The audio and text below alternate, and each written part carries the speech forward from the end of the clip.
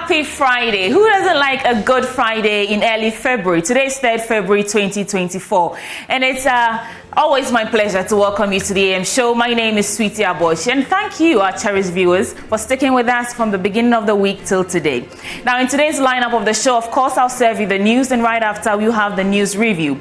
Today, NDC parliamentary candidate for Lambuisi, Professor Titus Bayo, is our guest. Right after that, we'll get into AM Sports. We've got Prime Take with Muftar Nabila Abdullah. You want to stay for that. And then Benjamin Akakpo will come your way with his blunt thoughts. Today's topic for that is Ghana, the lyre of corruption and the citadel of hypocrisy. I don't want to miss that, so you shouldn't. After that, we get into the big stories. Striking labor unions say they're not returning to work despite a meeting with the Finance Ministry. The Senior Staff Association, Federation of University Senior Staff and Teachers and Educational Workers Unions are asking for better conditions of service and payment of their Tier 2 pensions. We'll delve into that later on in the show.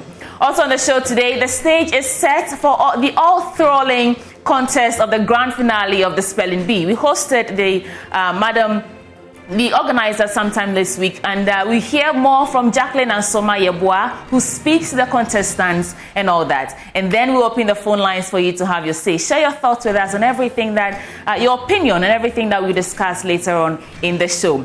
My name is Sweetie Abochi. Welcome to the AM show. Let's settle now for the news.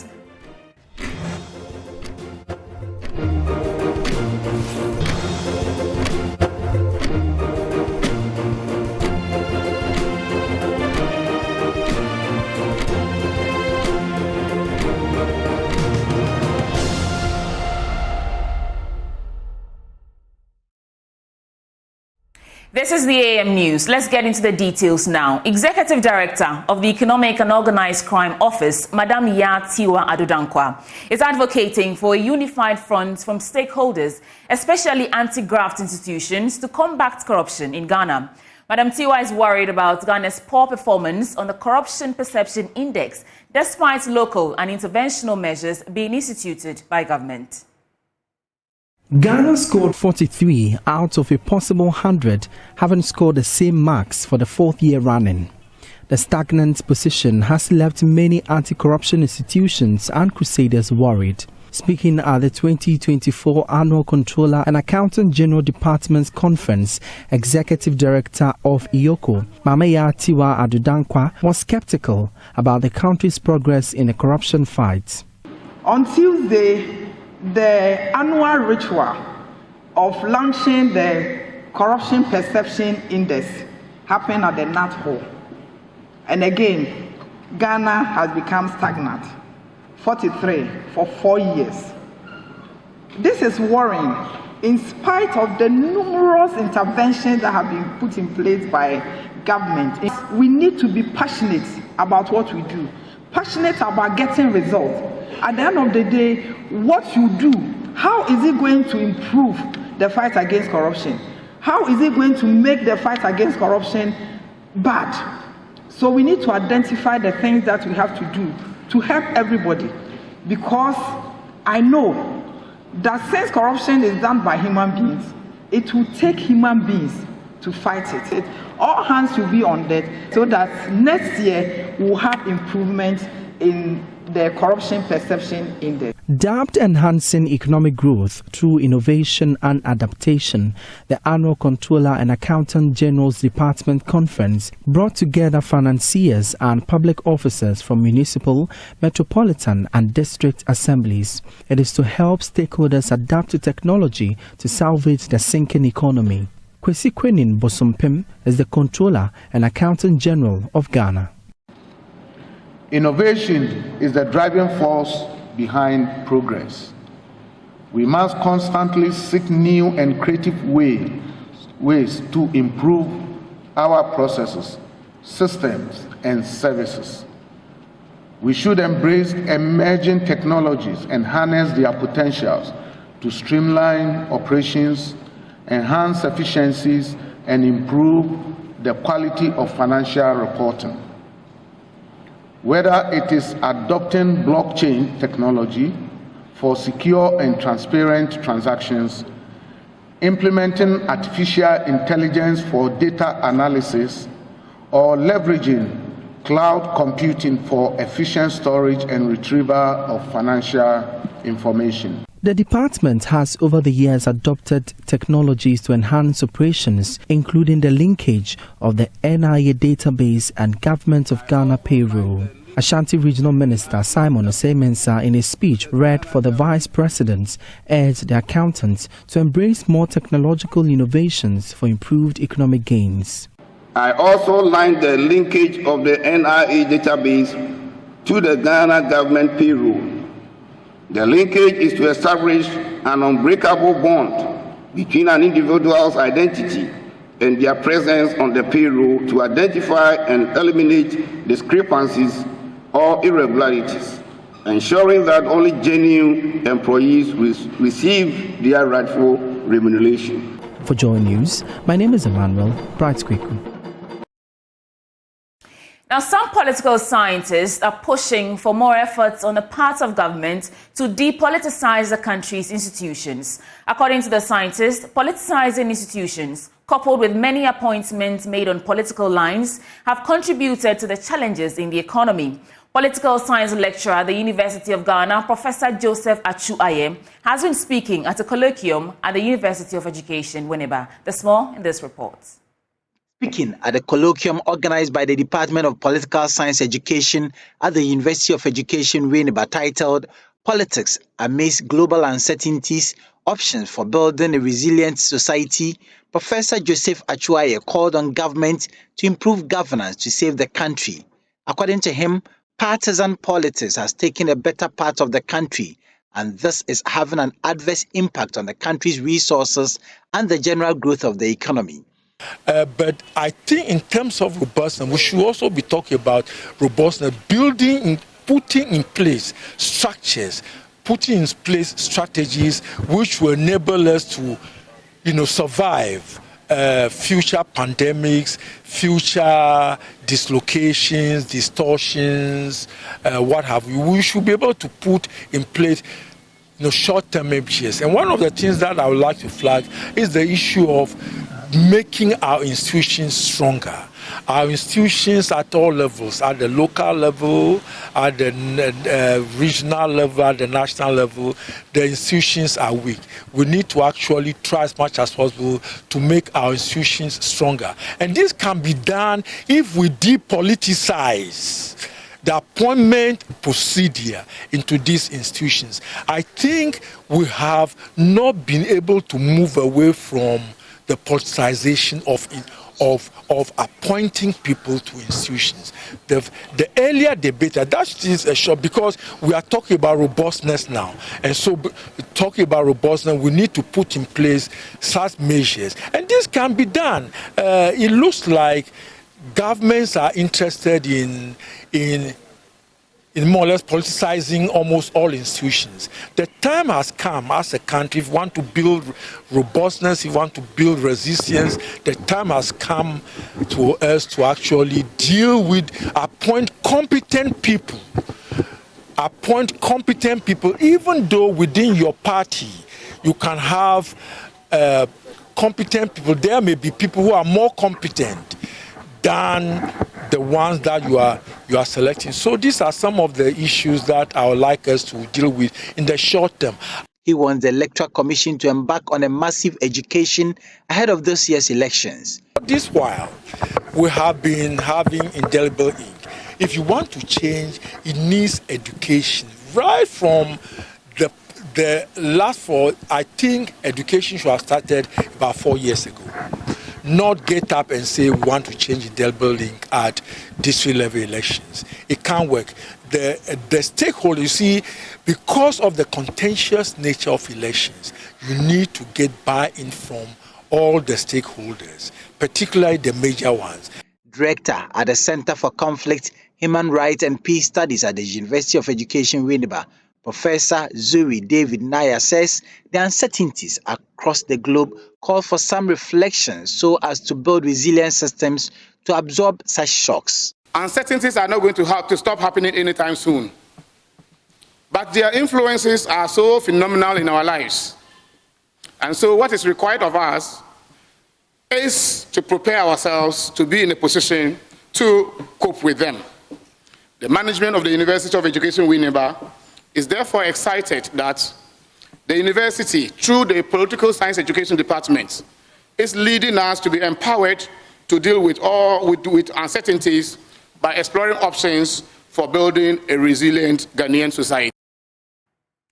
The medical director of the Upper West Regional Hospital, Dr. Robert Amishia, has disclosed that his outfit is seriously working to set up a center for the treatment of childhood cancers. Speaking after a two-day training workshop on treatment of childhood cancers at the hospital, he noted that one major barrier to the delivery of quality healthcare in the country is distance to healthcare facilities. Rafiq Salam reports from WA. One major health condition that health practitioners in the country has been grappling with is childhood cancer.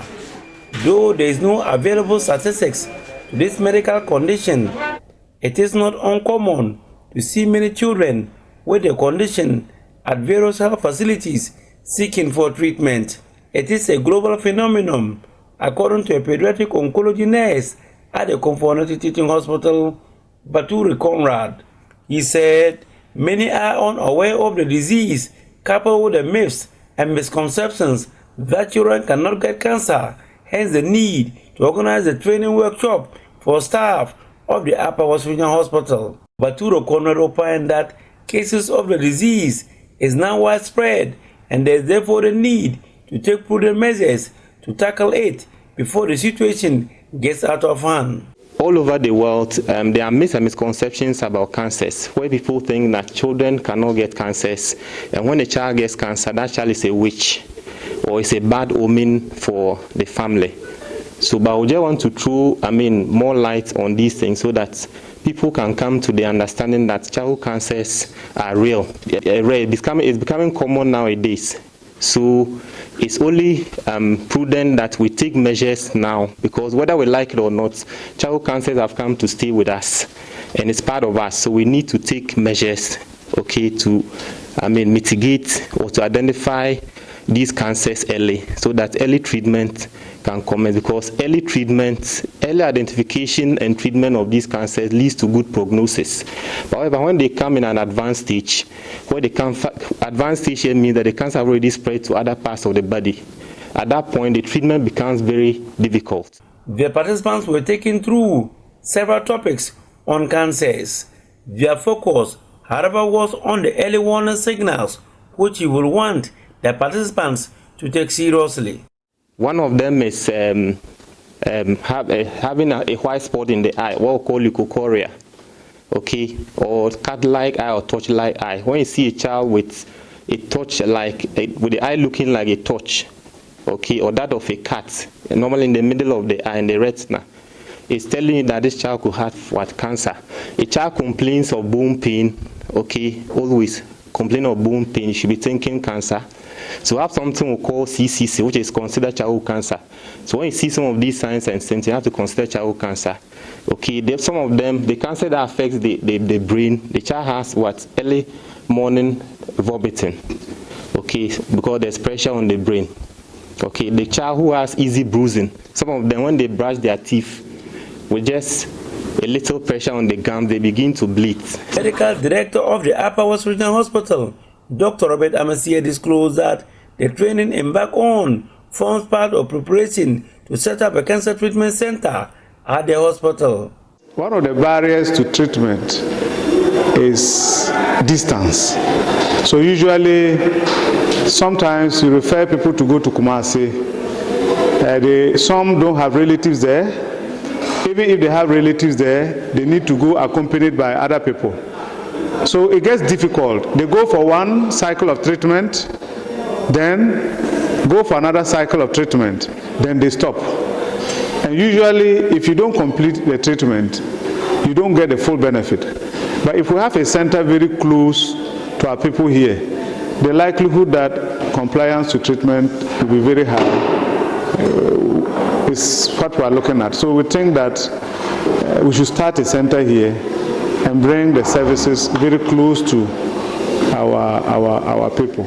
The training program is being funded by a UK-based organization, World Child Cancer, which has been in existence since 2007.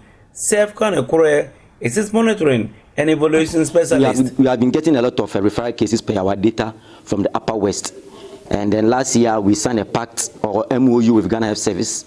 And since our regional hospital is also under Ghana Health Service, we came here to also build the capacity of the staff for the early detection.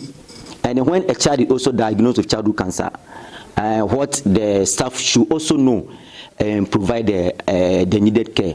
For what child cancer, when we started, I can say that we have been able to support over 1,000 healthcare providers, or let me say healthcare workers, as far as training is concerned across the whole country.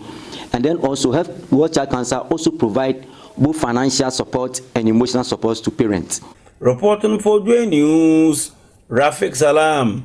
Wow. From Wa, let me take you now to the Bono East region, where patients seeking specialist-level obstetrics, gynecology, pediatrics, and surgical treatment in the Bono East region no longer need to travel to Kumasi and Accra for such specialist medical care. This is because the Holy Family Hospital in Techiman, upon attaining Safe Care Level 4 certification, has been fully accredited health facility regulatory agency as a secondary-level health facility in the Bono East region.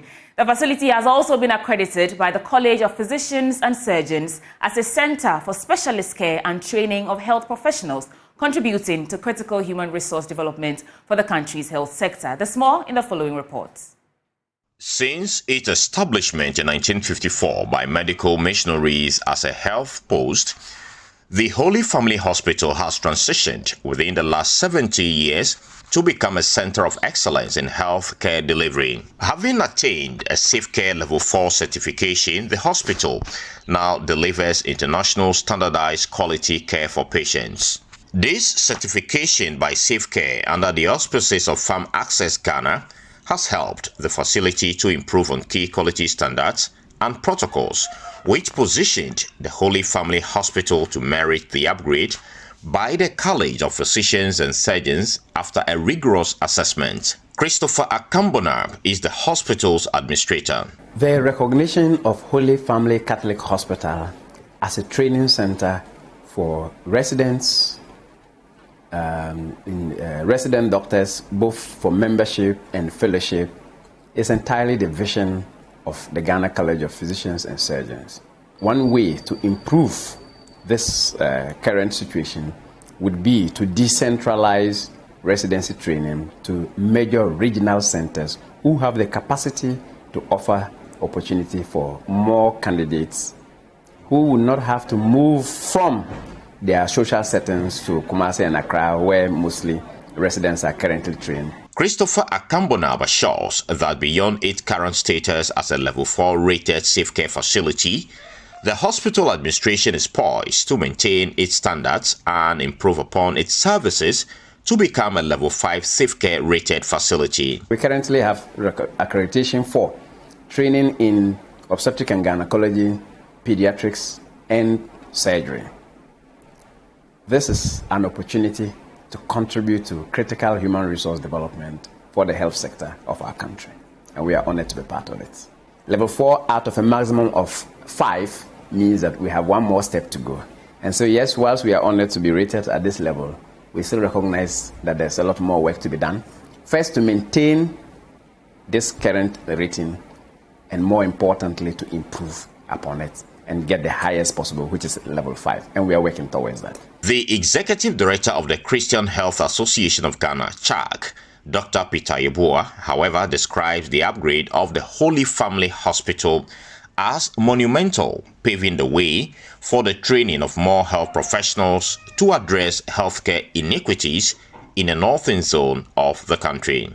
To us, it is not only monumental, it is so much a vital instrument of training specialists at the peripheral level, meaning that we are able to attract and retain specialists who will be trained as part of localization and decentralization to ensure that quality health services are spread to the peripheral end. The current status of the facility as a referral center makes it the first CHAG hospital to be accredited by the college to train specialists in pediatrics, obstetrics and gynecology and internal medicine surgery. He says this gives meaning to the decentralization policy of the College of Physicians and Surgeons and aligns very well with Ghana's quest to achieve universal health coverage. The concept of decentralization, the training of members of the college as well as fellows has been one objective of Ghana College of Physicians and Surgeons. Thankfully, after several assessments and follow-ups, the Holy Family Hospital was accredited by the college to train fellows. Carlos Galoni, Joy News. Now to our election headquarters, some delegates in the Yendi constituency in the northern region are asking leadership of the governing New Patriotic Party to rerun the Yendi parliamentary primaries. The delegates warn they will disassociate themselves from the party if this isn't done. The delegates said this at a news conference in Yendi. Martina Bugri has the rest of the story. The New Patriotic Party held its elections on the 27th of January in constituencies with sitting members of parliament to elect their candidates. The Yendi contest ended in a stalemate after a supporter of Abibata Shani Mahama accused an EC officer of spoiling her ballots. The party's third vice national chair, Alhaji Osman, later declared the incumbent member of parliament for Yendi, Farouk Aliu Mahama, as winner of the contest. But his contender, Ajia Abibata Shani Mahama Zakaria, has declared she would not accept the verdict. Addressing a press conference in Yendi, Nindo Abdullahi, who led a group of delegates, called for a rerun considering that the EC did not declare the results per the guidelines of the elections. The purported declaration of Alhaji Farouk by the National Third Vice Chairman, Alhaji Masoud Osman. This is in contravention of the election protocols issued by the party to guide the election. Please, I read out two guidelines of the elections. 1. The Electoral Commission of Ghana shall supervise the conduct of the elections and shall have the full responsibility of ensuring transparent, free, and fair election. 2. No person, whether a government appointee, party official, or otherwise, shall act in contravention of the Electoral Commission and these guidelines. So while in this case it was Alhaji Masahudu who declared Alhaji Farouk Aliu Mahama as the winner of the election. He also wondered why the Northern Regional Police Commander and EC officers from Tamale and elsewhere were in the forefront of the elections instead of the Yendi team that had previously held the elections. The Electoral Commission brought their directors from for Saboba and Kandai, a deputy director of Sanargo, a regional technician, and a regional storekeeper to augment the EC team from Yendi. Meanwhile, in all previous elections, it is the Yendi team that conducts elections, including the recently held presidential primaries. When it was time for sorting and counting, the Yendi Municipal EC Director was not found in the scene. From the media, another issue of concern was when the Yendi Divisional Police Commander was directed by the Regional Police Commander to take care of the gate, while he, the Regional Commander, took over the elections. This, in our view, was needless. The Divisional Command has always lived up to expectation when it comes to elections in Yendi. Mr. Nindo alleged that Ajia Abibata Shani Mahama was being treated unfairly because she's a woman. In all of this, Ajia Abibata Shani Mahama Zakaria has been treated unfairly because of the stereotype they have placed on Yendi that a woman cannot lead Yendi. Isn't this a backward thinking in this 21st century?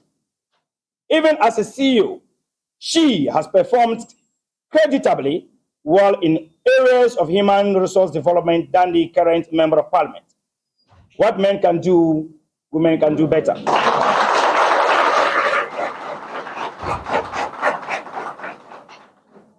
We therefore call on civil society organizations, CSOs, and general activists to join this call to fight this injustice.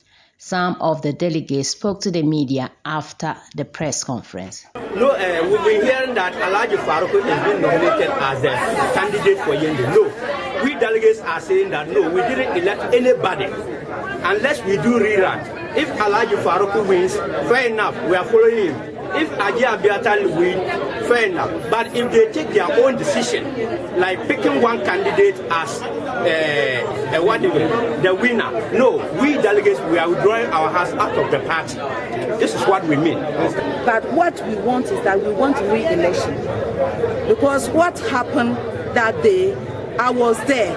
It's not that somebody told me, I was there. I was at where they were counting the ballot papers. But what happened there, it is very obvious. It's very obvious. Since we started this party, we've never seen that before. Indeed, what the men can do, women can do better. Hopefully they resolve that. Now, Yara Ghana has rewarded its retailers who use the Yara Connect app to sell their products. The app is to help the company track how its products are being purchased. Martina Bugri reports. Yara Connect, a digital app, aims at helping retailers offer farmers advice and to help them make input purchase decisions. The app, which is also a loyalty program for retailers, is for them to earn reward for purchase made on Yara fertilizer products. Speaking at an event to reward retailers who had accumulated points using the app, Yara sales agronomist for the Eastern Corridor, Muhammad Abdul Rahman, said it was the first step to the company's digitalization drive. This is just the first step towards going fully digital in our business. By scanning, certain basic data is gathered. And to do digitalization, as we always say, what we need is data. So this app is to enable us try something very basic to get data to understand the dynamics of where our products are reaching or spreading to. And by supporting us to do it, you, the retailers, stand a chance of getting something in return. The Digital Value Chain Solutions Manager, Kwame Ochre, said Yara Connect has helped bridge the gap between the company and its retailers. Now, you will realize that typically our engagement with the distribution chain is more close with the distributors. But then the retailers are the last mile to reach the farmers. And we wanted to improve that connectivity. And so the app was launched not only to connect Yara to its retailers, but also to run a loyalty program for our retailers. The managing director for Yara Ghana Limited, Teresa Randolph, said, considering that the country is moving digital, there was the need for them to join the drive. Moving into a digitalization economy, Yara also felt it was important to strengthen our connection with these last mile retailers in the distribution chain. And therefore, as a part of the digital value chain offerings, we introduced an application-based loyalty program, which we called Yara Connect, for our retailers. And at the same time, we also incentivize them to help to create loyalty to the Yara brand. This gave birth to what we call Yara Connect, which is the app available on the Apple and Google Play Store. And all our retailers were welcome to download this and use it to scan the QR codes that are on our Yara fertilizer bags and accumulate points so that they can gain rewards throughout the program.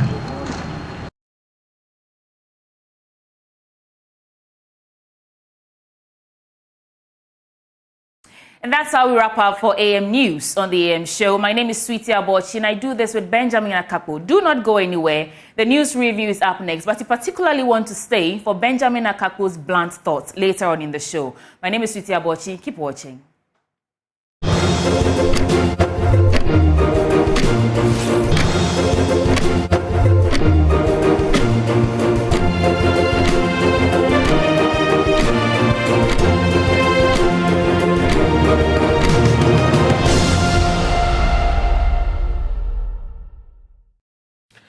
Welcome back on the AM show. Sweetie Abochi making your breakfast, or maybe your Milo or tea, whatever beverage you're having this morning, sweet, ushering me into the news review. From wherever you are, thank you for joining us right here on the AM show. Before we get into it, we have an interesting guest for the morning, but you know how we do it. Let's start by acknowledging the entity that makes it possible for us to bring you this segment every weekday. I'm talking about Endpoint Homeopathic Clinic.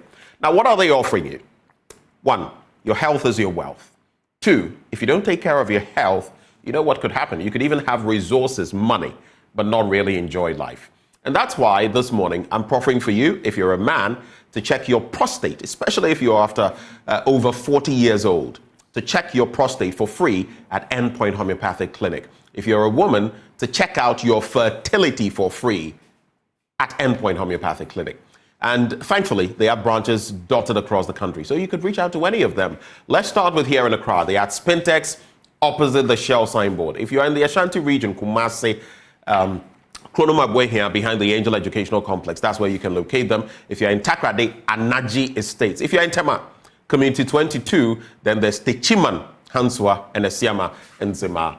I'm sure you want to call. Pick up your phone, note these numbers. They are 0244 867 068 or 0274 234 321.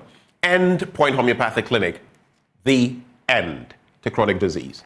And just the start of the news review, I'm pleased to usher in now. I'm contemplating some words used by my colleague Sweetie Abochi this morning, but I'll save that for later. The NDC's parliamentary candidate for Lambusi, Professor Titus Bayo, he is my guest. Prof?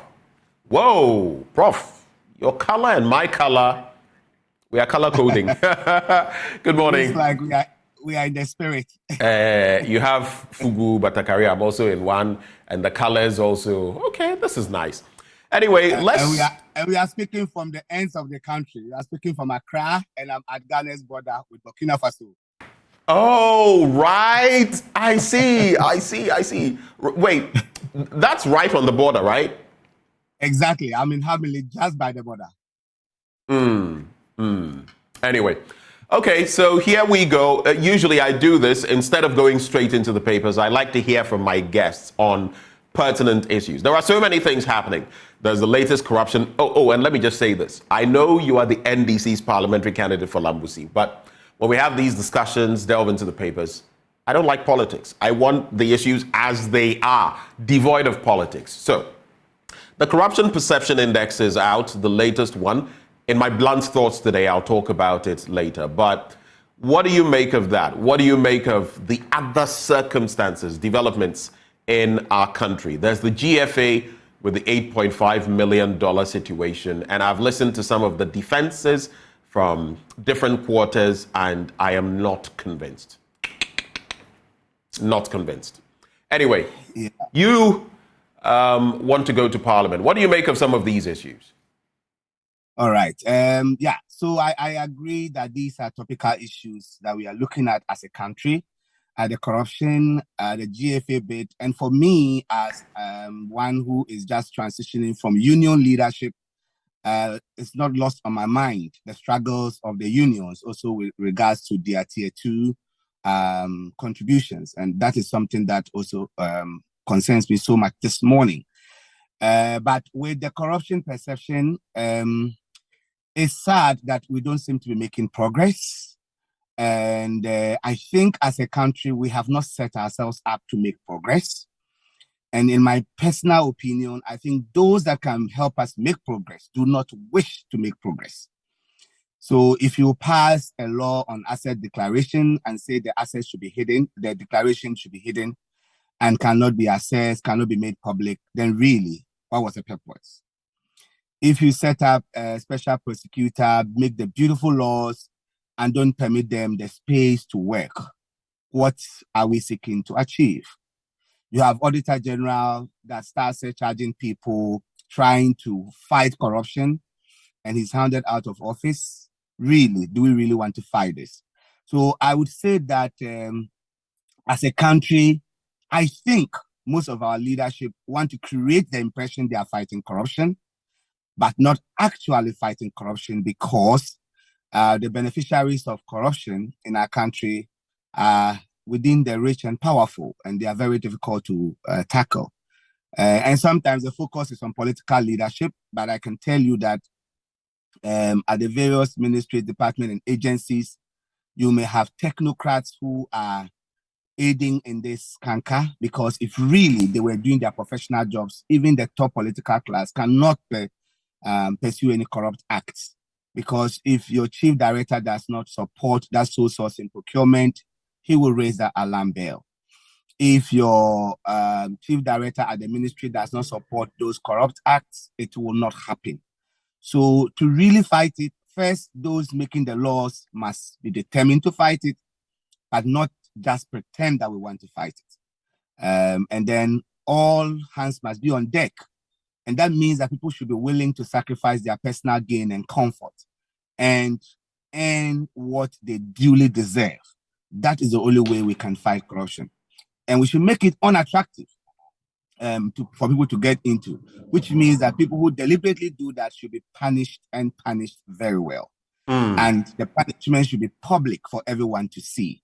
So that's my take on that. With the GFA bit, I think at the onset of the tournament, I mentioned that I didn't know about this financial bit, but I said that the Black Stars should not be a cruel hoax. In other words, I said if they know they can carry us far, they should carry us, but they should not entertain us midway and leave us very painful when it hurts most. I think on the benefit of hindsight and everything, well, maybe it's good we exited early so that we do not carry the hopes of the nation midway and crash it.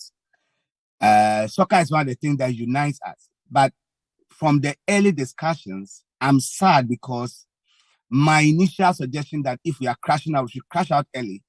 I don't think we are learning from it. I was hoping that when we crash out early, it will be a room for us to sit back, look at how low our standards are falling, and do a holistic approach to this whole thing. I don't know the construct of sports very well in this country, but I don't know why the FA will change all these coaches and no changes can take place at the FA. And if you look at the monies involved and how much we are spending, I'm looking for a day where we will have a Black Star that we will say, okay, if you love Ghana, volunteer to come and play. We are not paying you those fat winning bonuses, but if you love to play in the Black Stars, come in. And let's pay them realistic remunerations that are akin to what we are getting in the country. But you know, it suits the FA to pay those huge bonuses because then they get to pay themselves. And I don't know why government has to fund all of that, and then yet we cannot influence the decisions they make. Why change everybody yet we cannot change the FA? And when we come in, the first thing is the coach. I will tell you that I think the players we send to the World Cup are not hungry enough. If you send our local players, these are people hungry for stardom, hungry for success, hungry to also get the international leagues to play in. They will give up their very best. But if you send people who are already satisfied to go into a battle for food, do you think they'll put in a lot of effort? I'm not sure.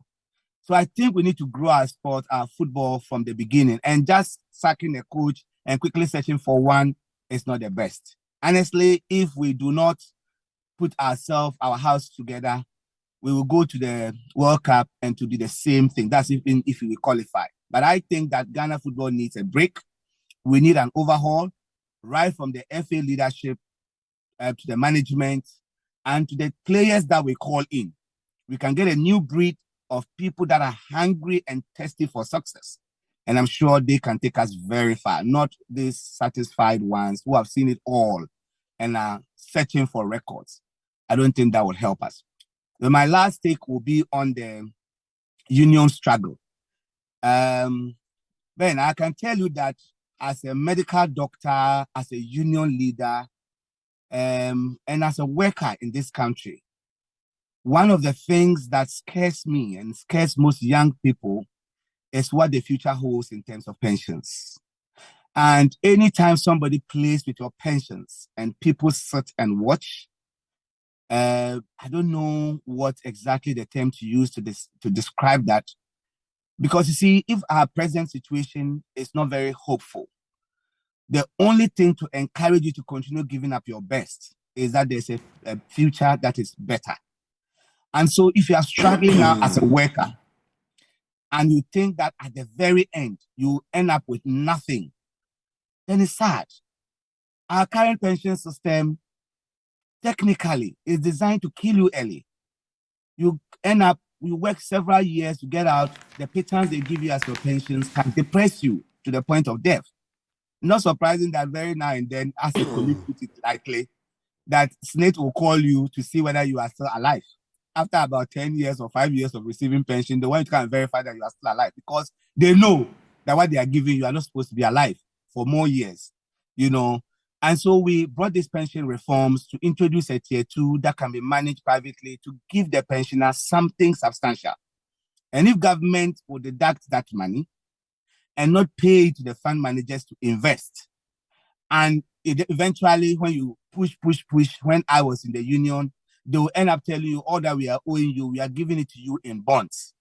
And then these bonds, eventually government will put a haircut on them, something we have never seen before. So then you see pensioners picketing that they want money to buy medicines. I think it's the lowest we can ever go in treating our elderly and in preparing for the future. Right. So the elderly are relying on the current working class to fight for them.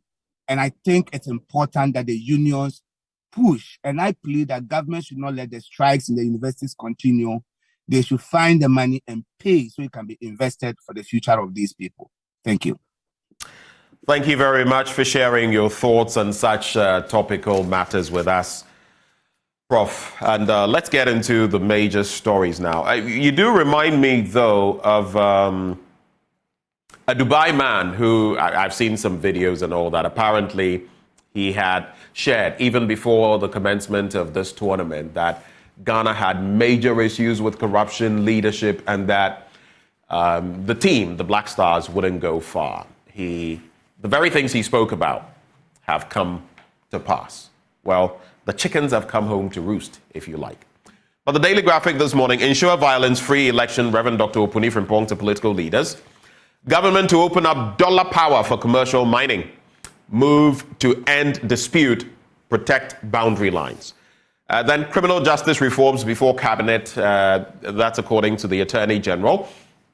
Which region is the cleanest? Well, there's a bit on that as well. On the back page, Nigeria favorites against Angola in AFCON quarters. Pictured there, Ademola Lookman and Gelson Dalla. Of course, Lookman with Nigeria and Dalla, Angola's leading marksman. But let's get into the thick of things. The Office of the Attorney General has tabled before Cabinet a bill that seeks to reform the criminal justice system by overhauling the jury system and reducing interlocutory applications and the hearing of criminal cases. Now, the bill expected to receive Cabinet's approval this month also seeks to eliminate other aspects of the criminal justice system which result in unnecessary delays. Under the bill, interlocutory appeals in criminal proceedings will be prohibited until the prosecution has closed its case. Additionally, the bill has other stipulations, including providing for cases to be heard on a day-by-day basis, introducing the taking of evidence through video conferences, and proposing that no criminal case should be adjourned beyond 14 days. Apart from that, the Attorney General would determine whether a murder case should be tried by a jury or by the bench. These are some of the developments in there. Let me just add some stories from page 13 so that you can react to them. of course, starting with that bill to overhaul the criminal justice system. But let's do page 13. Okay, here we go. So the government is set to open up 3 border communities within the Bole district in the Savannah region for commercial mining activities. The move is expected to help end competing interests, which often result in disputes among communities, protect the land and river bodies from illegal miners, and guard the country's international boundary line with its neighbor, Côte d'Ivoire. The mineral resource-rich communities, originally known as Cindy, have now assumed the names Dollar Power Dablaka and Dollar Power Accra, all located along the international boundary line between Ghana and Côte d'Ivoire. Due to their inaccessibility by road, parts of the communities and their environs within the Bui Wildlife Protection Zone, which is a forest reserve, have been destroyed by activities of illegal miners, as the removal of boundary pillars and forest degradation have been the order of the day. Let's address these two before I bring in the comments about the EC. So, the amendments to our criminal system or our justice system planned, and then government opening up dollar power for commercial mining. Any quick thoughts, Professor Bayu? So for the amendments, I think they are welcome in generality. Anything to prevent unnecessary delays in the criminal justice system is welcome. Right. And if you look at the trial of Major Muhammad that took several years, it's unnecessarily delaying. And so I think that if we review the system to make it faster, it's helpful. I, however, have one or two, reading the details that you have given, I think because the death penalty has been partially, I would like to say, repealed, because in some instances, it can the persons convicted are given life sentences because of the partial repeal, and the situations where some offenses like treason and the rest that it has not been repealed, people are still sentenced by death. But I would wish that we have a complete repeal of it, and then we can hasten the system. My other concern about it is the fact that it's the Attorney General then that decides that you can have a jury system or a bench prosecution. Right. That, I'm not a lawyer, but I think may be subject to abuse to the extent that we still have the Attorney General being a political appointee, being an Attorney General and Minister of Justice. If we had the two coupled, I would gladly welcome that, so that this important thing is not abused. You know, the jury system has its role, and one of the points is that you get ordinary people to listen to the evidence, go through it, and all of them must agree for you to be convicted. Even if one member of the jury dissents, right, you have to go through. But that is not the same with the bench system. So I would think that if we are giving that authority to someone, I would wish it's not given to a politician. I would wish it's given to someone who has risen through the justice system and is of such high social standing that they will make these calls impartially, and then we are all comfortable. Right. So, but I should emphasize that I'm all for speedy trials, but that should not compromise justice and fairness. Because remember, the death sentence in particular, I mean, death is so final that there's no opportunity for review. Right. And I would wish that we expand it from our books, because there are instances where someone has been jailed for 20 years and new evidence comes and the person is clear. Right. And so where we are trying to hasten the process, that hastening should not still have death sentence on our books, because if you hasten it and there's a 1% or 0.1% margin of error in the justice delivery, and you sentence an innocent person to death, not through the jury system, but something else, it's so final that there will be no opportunity for a review. Right. That's my view on that. Now, all right, and you do know that in fact, technically, the death sentence, even as we heard recently in the case of the alleged coup makers, technically, that is supposed to be commuted for. a life sentence. Yeah. That's what it is technically now. Yeah, but that is a discretionary power. As it is today, if you got a president who is bloodthirsty and wants to get someone executed, bloodthirsty. That's a pretty strong word. No, I'm just saying we don't have any. But I'm just saying that should you get one, someone can decide to execute people and to be permitted by the law as it stands now. Right. So I think that when we make laws, we should make it such that it doesn't give so much discretion to human beings to decide. Right. Because life is from God, and we all believe so. All right. So quickly on the second point you're about to make, we have to get into other stories. So very quickly, back to you. So briefly, I would just say that from a health background and knowing the Bali terrain well, I welcome what government is trying to do there. But I think that when they are making these decisions, they should look at health impact assessment. That is one of the major things we are missing in this country. When we are opening up a mining site, we do environmental impact assessment. Sometimes we do social impact assessment, but we don't look at the health impact assessment. That entire enclave, people even from the neighboring countries seek help at the Bali District Hospital. Right. That hospital, as we speak, just has about 2 doctors. 2 doctors. And if you look at the situation there, it is not that easy. Now, with the impact of Galamsey, the full-blown mining activities, people crossing over from the neighboring countries, the commercial activity will go high. But we should be mindful of the health impact. They are going to get their issues with waterborne diseases, sexually transmitted infections are going to go high. People coming with all sorts of illnesses. How are we equipping the health system there to manage the situation? So when we are looking at the commercial aspect of things, I think we should look at the health aspect as well. But I welcome that intervention that government is trying to do, because as it is now, people are moving across. People are brought in various medical conditions from the neighboring country into this district hospital that I'm talking about, and it's serving such a huge population. And with this development, the population will even go higher. So we should look at that aspect as well. That's what my take. All right. Thank you for that. Ensure violence-free election, Reverend Dr. Opuni from Born to Political Leaders. Now, political leaders in the country must rise up and ensure violence-free elections this year. A former General Secretary of the Christian Council of Ghana, Reverend Dr. Kwabena Opuni Frimpong, has said, the country had to reverse the disturbing trend of political violence that accompanied electoral activities over the past years with the opportunity presented by this year's elections. And he called for credible, peaceful elections and said it always is a collective responsibility. We don't leave the Electoral Commission alone to handle the challenges we're talking about. We don't leave the security agencies alone. Now, let's go on the international front and just take some headlines.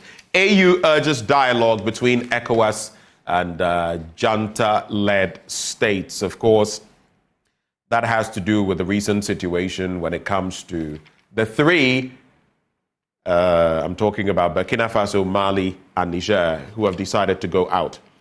Over 20,000 Abyei returnees in urgent need of aid. That's according to an official. I'm talking about Sudan and South Sudan. And Tinubu decries stereotyping of Nigerians as cyber criminals. Well, those are some of the stories there. There's usually something hidden on page 9. Yes, there's also Mark Zuckerberg apologizes to families in fiery U.S. Senate hearing. And Greta Thunberg, you know her, climate activist par excellence. She goes on trial in London for oil protests. She went on trial on Thursday for a public order offense related to a protest outside an oil and gas conference held in London last year. All right. Any very quick reflections on any of these stories, and then we move? Okay, so I think my quick reflection is on the ensuring violence-free election. Yes, I do agree that political leadership have a role to play, but I think all of Ghana should be appealing to the Electoral Commission, the IGP and his men, and the commander, the chief of army staff, or commander, not the commander in charge. The commander in chief of the army is the president of the republic, but the head of the army in Ghana. I'm saying this because I think if you leave it to the political leadership alone, they might not be very helpful to us. They would help in a way, but if these state institutions that are supposed to be independent can exercise their discretionary powers and their allegiance to the Constitution and the people of Ghana, we can ensure violence-free election. The election of 2024 is very critical. And so beginning with the EC, I think the EC should be very collaborative in their effort. They should be open to dialogue in their decision-making process. Don't try new things that are too expensive to try in an election year, and carry everybody along. Listen, have a listening ear. Don't have fixed position. Don't demonstrate intransigence in your position taking, but instead try to be accommodative of other opinions and carry everybody along.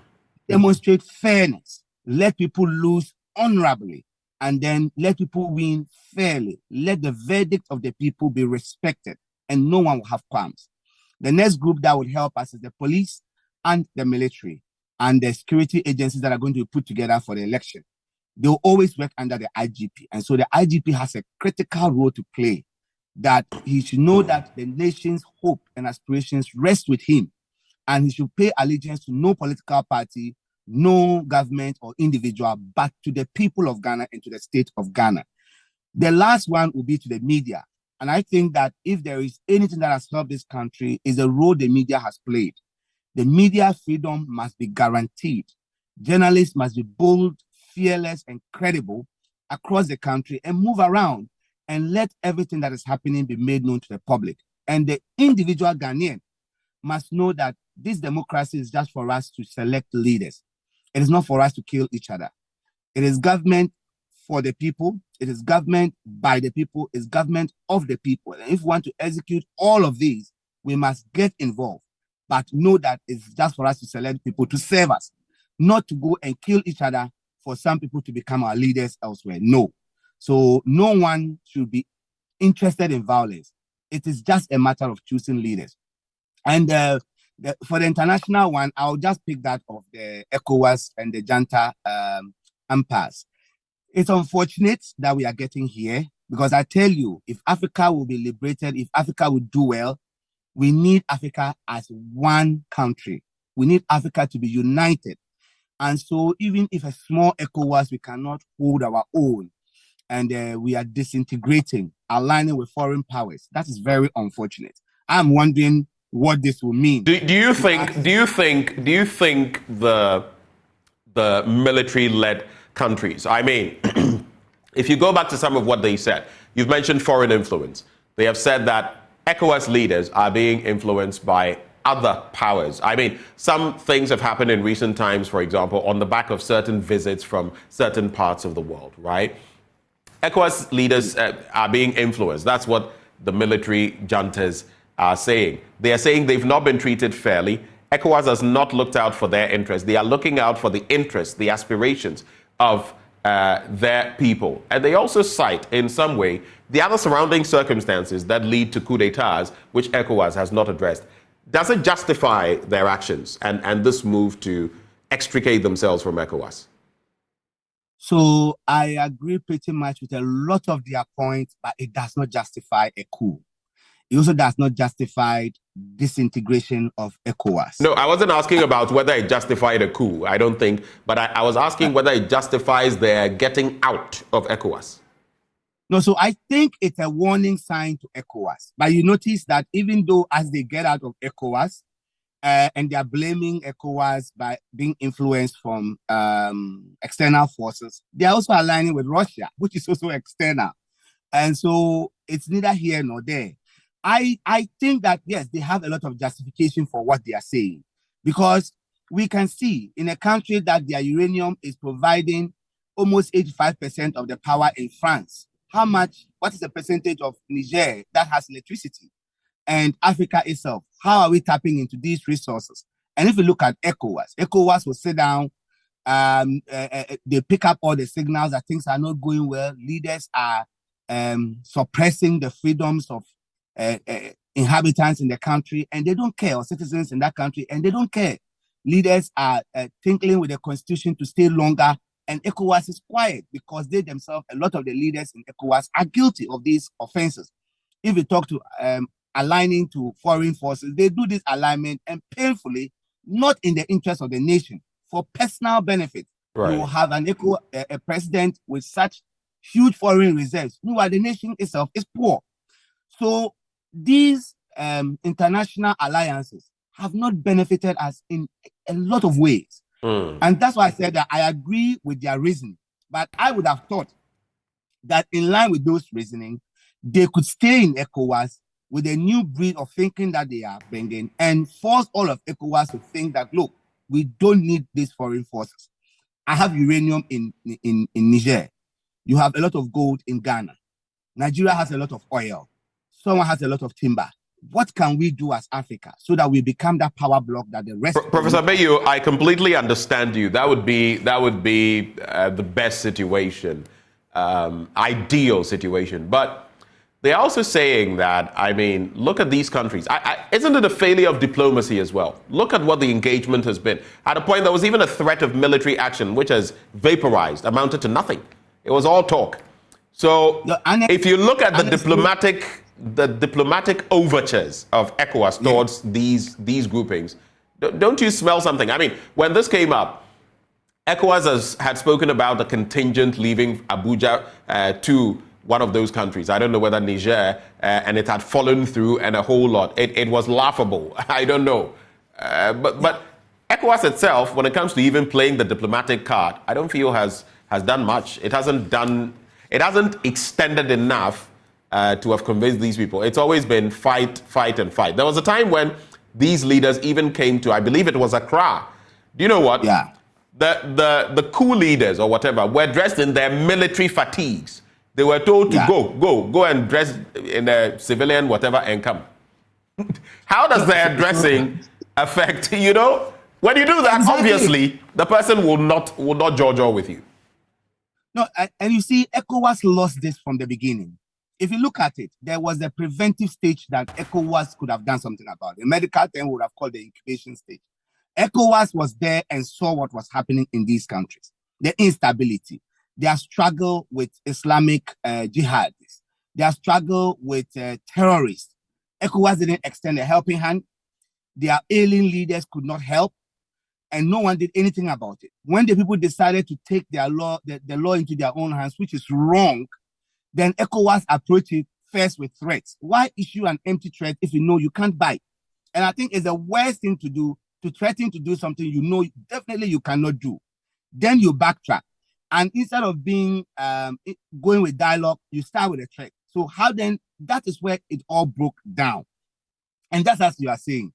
What is the value of dressing? If I'm an army person, a military person inside, and you force me to wear a cloak or wear a cassock, how does that change my thoughts?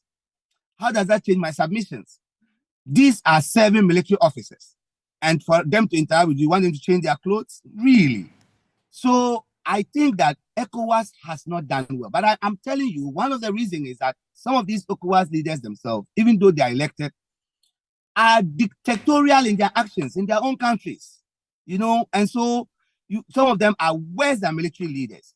And some of them are using the constitution to suppress the people. Some of them are using the law to suppress and oppress more than you would even have in a military regime. And so what moral turpitude do you have if you are such a person to stand and condemn another person? That is where ECOWAS lost it. So ECOWAS needs to rebrand itself, have a sentinel system that early warning system that picks up disturbances in various countries. There is a non-interference, but there should be dialogue. I have said that the peer review mechanisms within ECOWAS, I don't think it's effective. If it's effective and in your country, people want to demonstrate and they are brutalized, people are using the law to prevent anyone from demonstrating.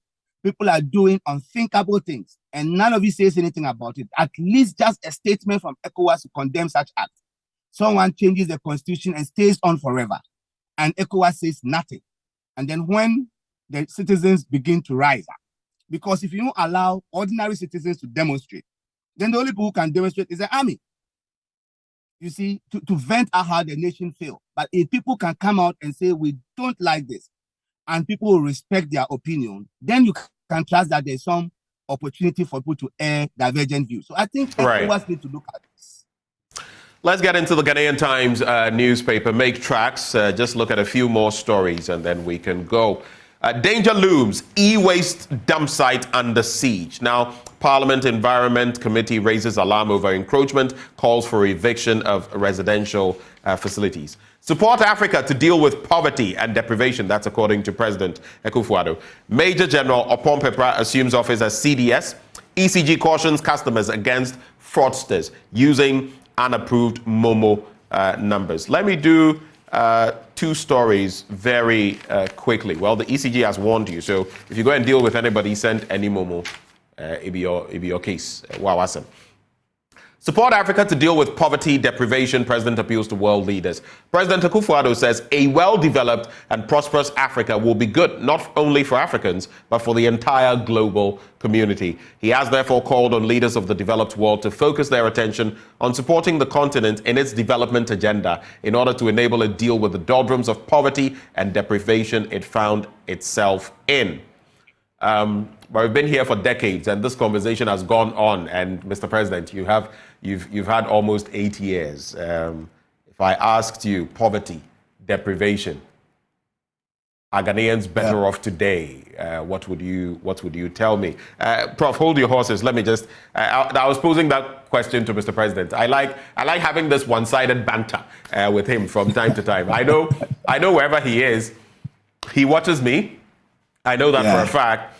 And I can't hear him respond, but whatever his response is, I'm sure it will get him thinking about a few things.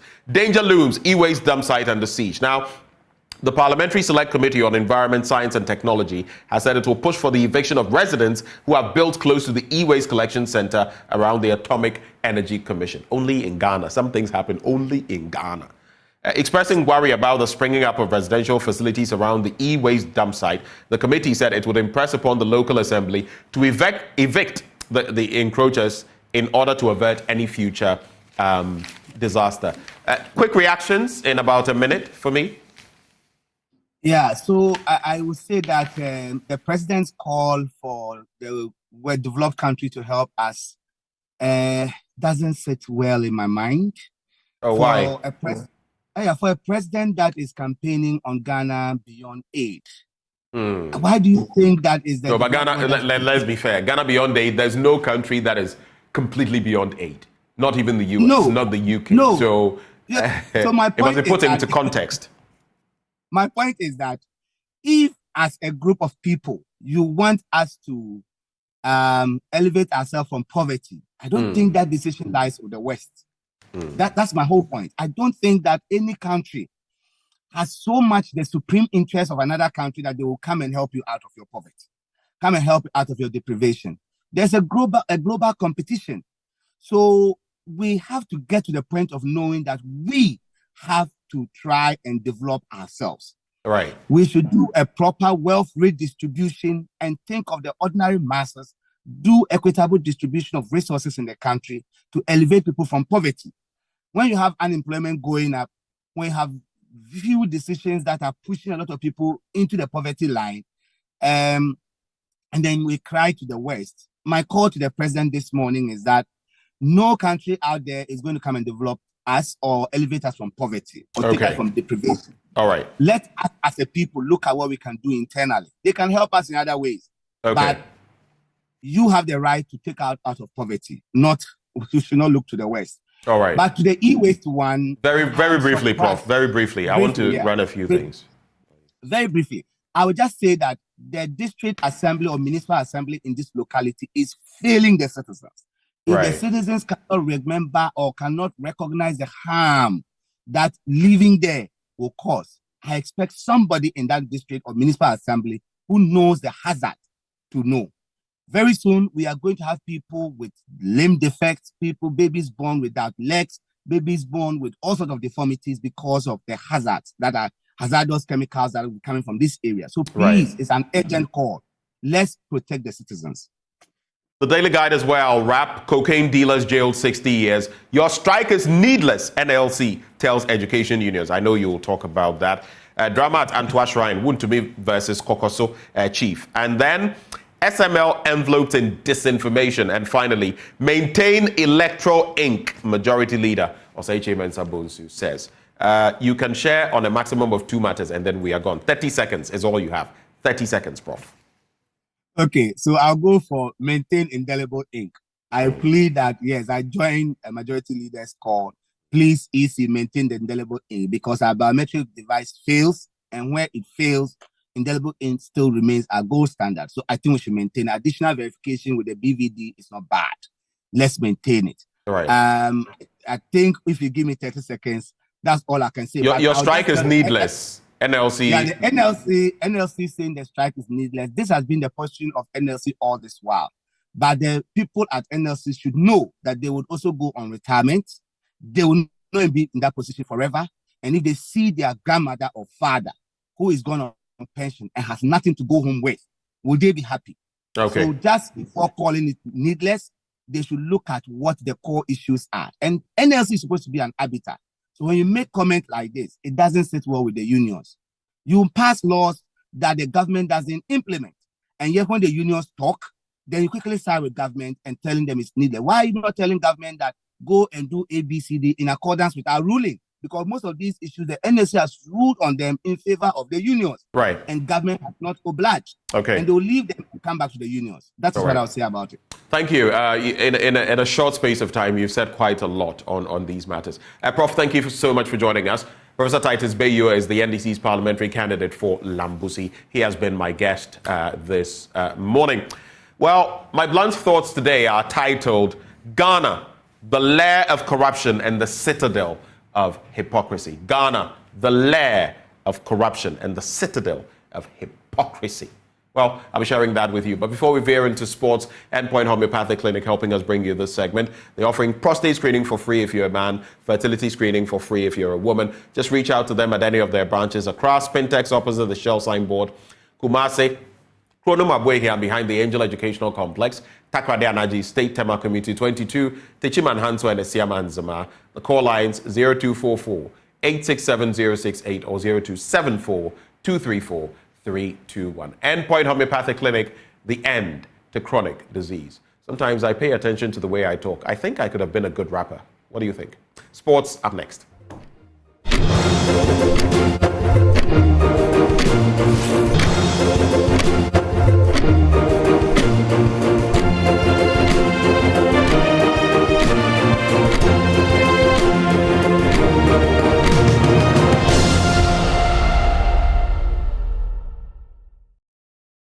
Because you're directly in charge of all the other different sporting federations in the country, you know that when every time a multi-sport event comes around, the focus immediately shifts to the GOC, because it's your job to also organize all these, or to at least supersede all these individual federations and your quality participation at competitions.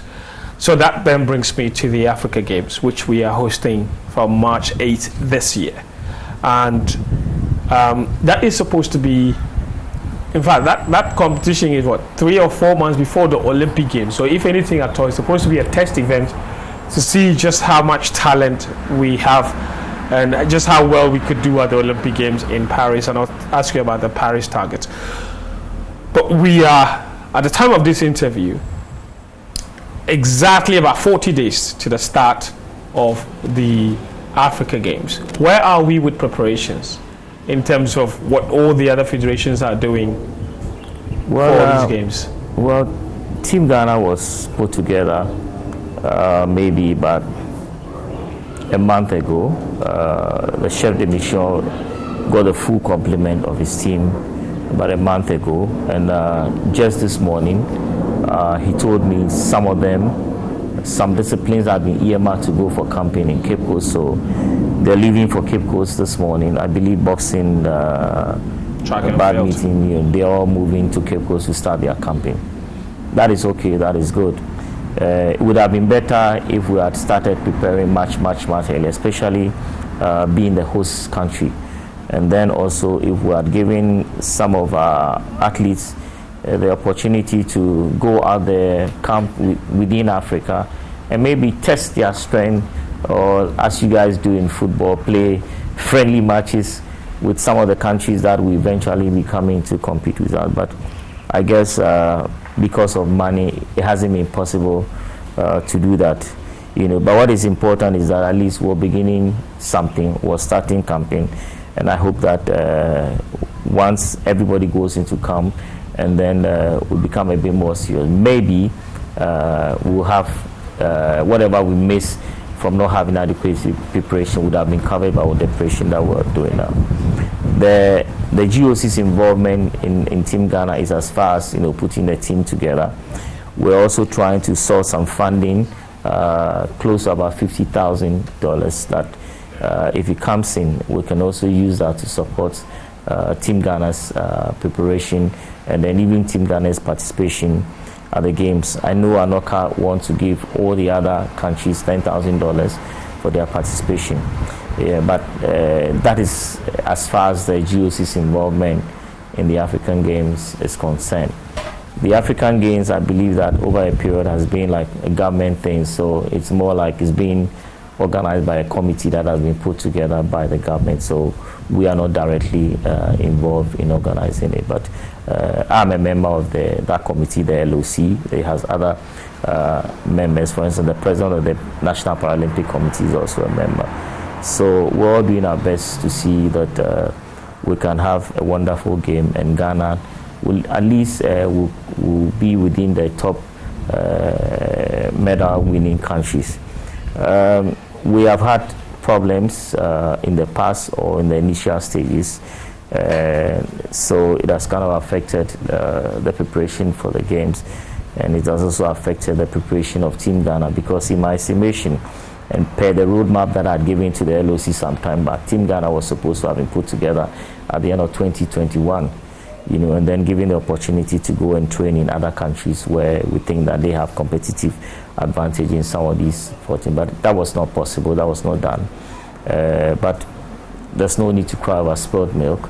We will still do our best. There's still challenges, there's still problems, because if I want to speak as an NOC person, where we are now is where we should have been maybe about a year ago.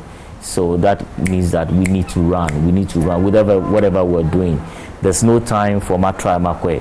The right people should be put in charge of whatever. People who have the experience, people who have seen it, or people who have done it should be put in charge of things now. And let's get this thing down, because it's really, really way behind time. But like I said, it's the typical Ghanaians, when we are pushed to the wall, we're like last minute performance. So I'm hoping that we will be able to pull this through and pull it off very, very well.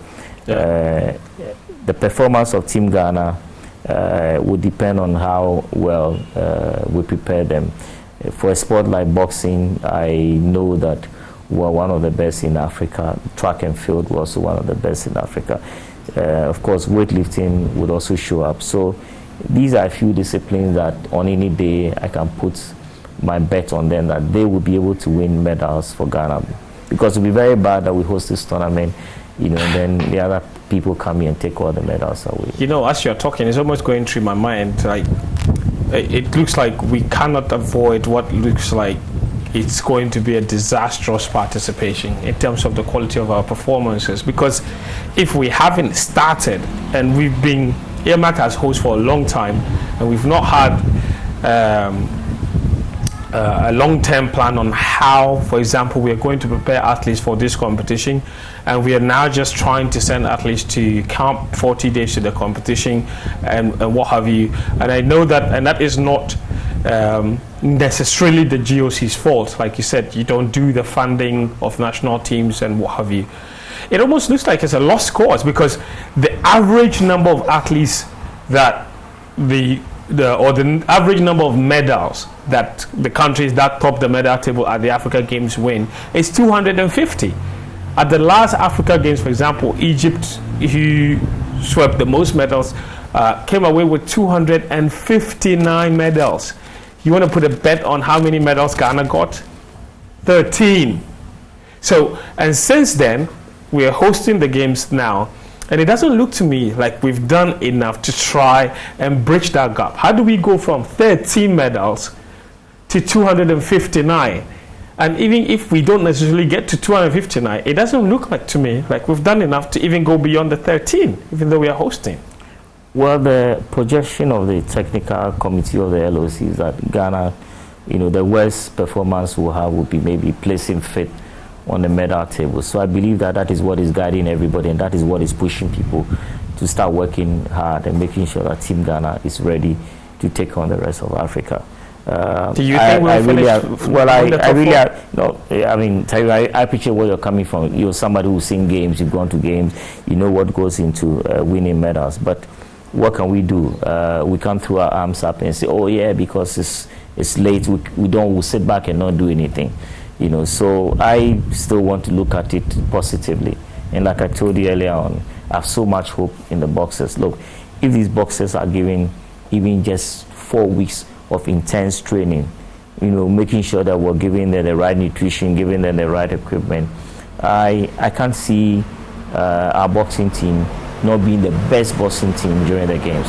Track and field, on any day. But to be fair, the boxing, we send the same boxers to Senegal for Olympic qualified against other African boxers who will be coming to the African Games. And the best we could do was get 1 bronze. So what's the guarantee that they will do well simply because we are hosting the Games? Well, they had told me about the challenges in Senegal, and I want to believe what they are telling me, especially from their coaches. So Senegal was a different story, and they're telling me the African Games will be a different story. All they need is support. All they need is adequate preparation. These boxers need to fly out to Italy to go and compete. It's all part of their preparation towards the game. And I want to re-emphasize and say that let us start giving support to Team Ghana now. Whatever we need to do, whatever amount of money we need to pump into Team Ghana's preparation, let's start doing it now. You said the target for the technical committee is for us to finish in the top 5. Exactly. The worst performance. Worst performance should be top 5. So, so definitely finish top 5. That's what it means. Not below top 5. Exactly. Do you believe that's going to happen? Well, I want to believe that they make that projection based on what they as technical experts. But you've supervised games after games after games. You're a very experienced campaigner. You're a very experienced administrator. You know what it takes to do well. Do you think that we have done enough to make that projection? No, I mean, as for we haven't done enough compared to what other African countries are doing. No, I don't think we've done enough, because I know what my colleagues are preparing, what they are doing for their teams and how well they are preparing. But you see, I may see it differently. Those who are directly in charge of making these things are also saying it differently. And like I said, we have no choice than to work and make sure that whatever projections we have out there, we work towards and make sure it's fulfilled. All right. Paris 2024 is coming. That's going to be in July of this year. The last Olympic Games, you obviously ended a long wait for a medal when Samuel Techi got that bronze. What are in fact, before I even ask you about what your targets are for Paris 2024, let's address something very quickly. Samuel Techi did not go for that Senegal qualifiers because he claimed in an interview that the government owed him until they paid, he wasn't going to go. How did you go about resolving that problem? What was the main issue? Because it seemed like a distraction, a rather needless distraction around that time. Yeah. Well, it wasn't factual. What Techi has said in that interview wasn't factual. I was invited into a meeting at the ministry where Techi's parents were also invited. He came in, and of course, even before that meeting, I knew what the government had paid him and what was outstanding. So it wasn't factual. He admitted that it was a wrong thing. He said that he apologized to the minister, and then he asked that he supported so that he could come back to amateur and then go compete for us. So you probably see Samuel Techi joining the team to Italy to seek qualification for Paris. So the government didn't owe him money, or just the figures were? Well, the figures were wrong, and then I think as far as the the schedule for the payments were concerned, the government was just perfect. There was nothing wrong. He had been given money, he didn't even mention, So, like I said before the meeting, I knew Techi was not factual what he was saying, because I know money that has been given to him by the government. Because obviously the money was on a scheduled basis, and yes, he hadn't done enough to access the remaining ones. Exactly. But he wanted it. I saw that government statement. Paris 2024, what are your realistic targets? What are you looking to do? The last time you got 1 bronze, which was our first since 72, I believe, in boxing, and then our first since 92 in all events. Yeah. What are your targets in terms of participation? Because as it stands now, we still haven't qualified a single boxer for the games. No. Track and field, yes, we have a couple of them that have made the qualification mark. But I think altogether we don't even have up to 5 people who have qualified for the Olympics yet. Yes. What are your targets in terms of qualification, and then in terms of participation, what you think could possibly win? Okay, well, I'll do the participation first. I'm sure Ghanaians will expect that if the last Olympics you had 1 bronze medal, for us to assure ourselves that as a nation we're moving forward, we need to do better than a bronze medal. So that is the tax on Team Ghana, and that's the tax on all of us. In terms of qualification, like you just said, we have close to 5 athletes who have qualified now. Swimming obviously will come along on a wild card. We're hoping that weightlifting for us can also get qualification in Riyadh. Okay. Quite apart from that, you realize that we've done a lot of investment in the Black Queens. Okay. So far we spend the GOC, just one step away. Exactly. The GOC spent close to $30,000 on the Black Queens.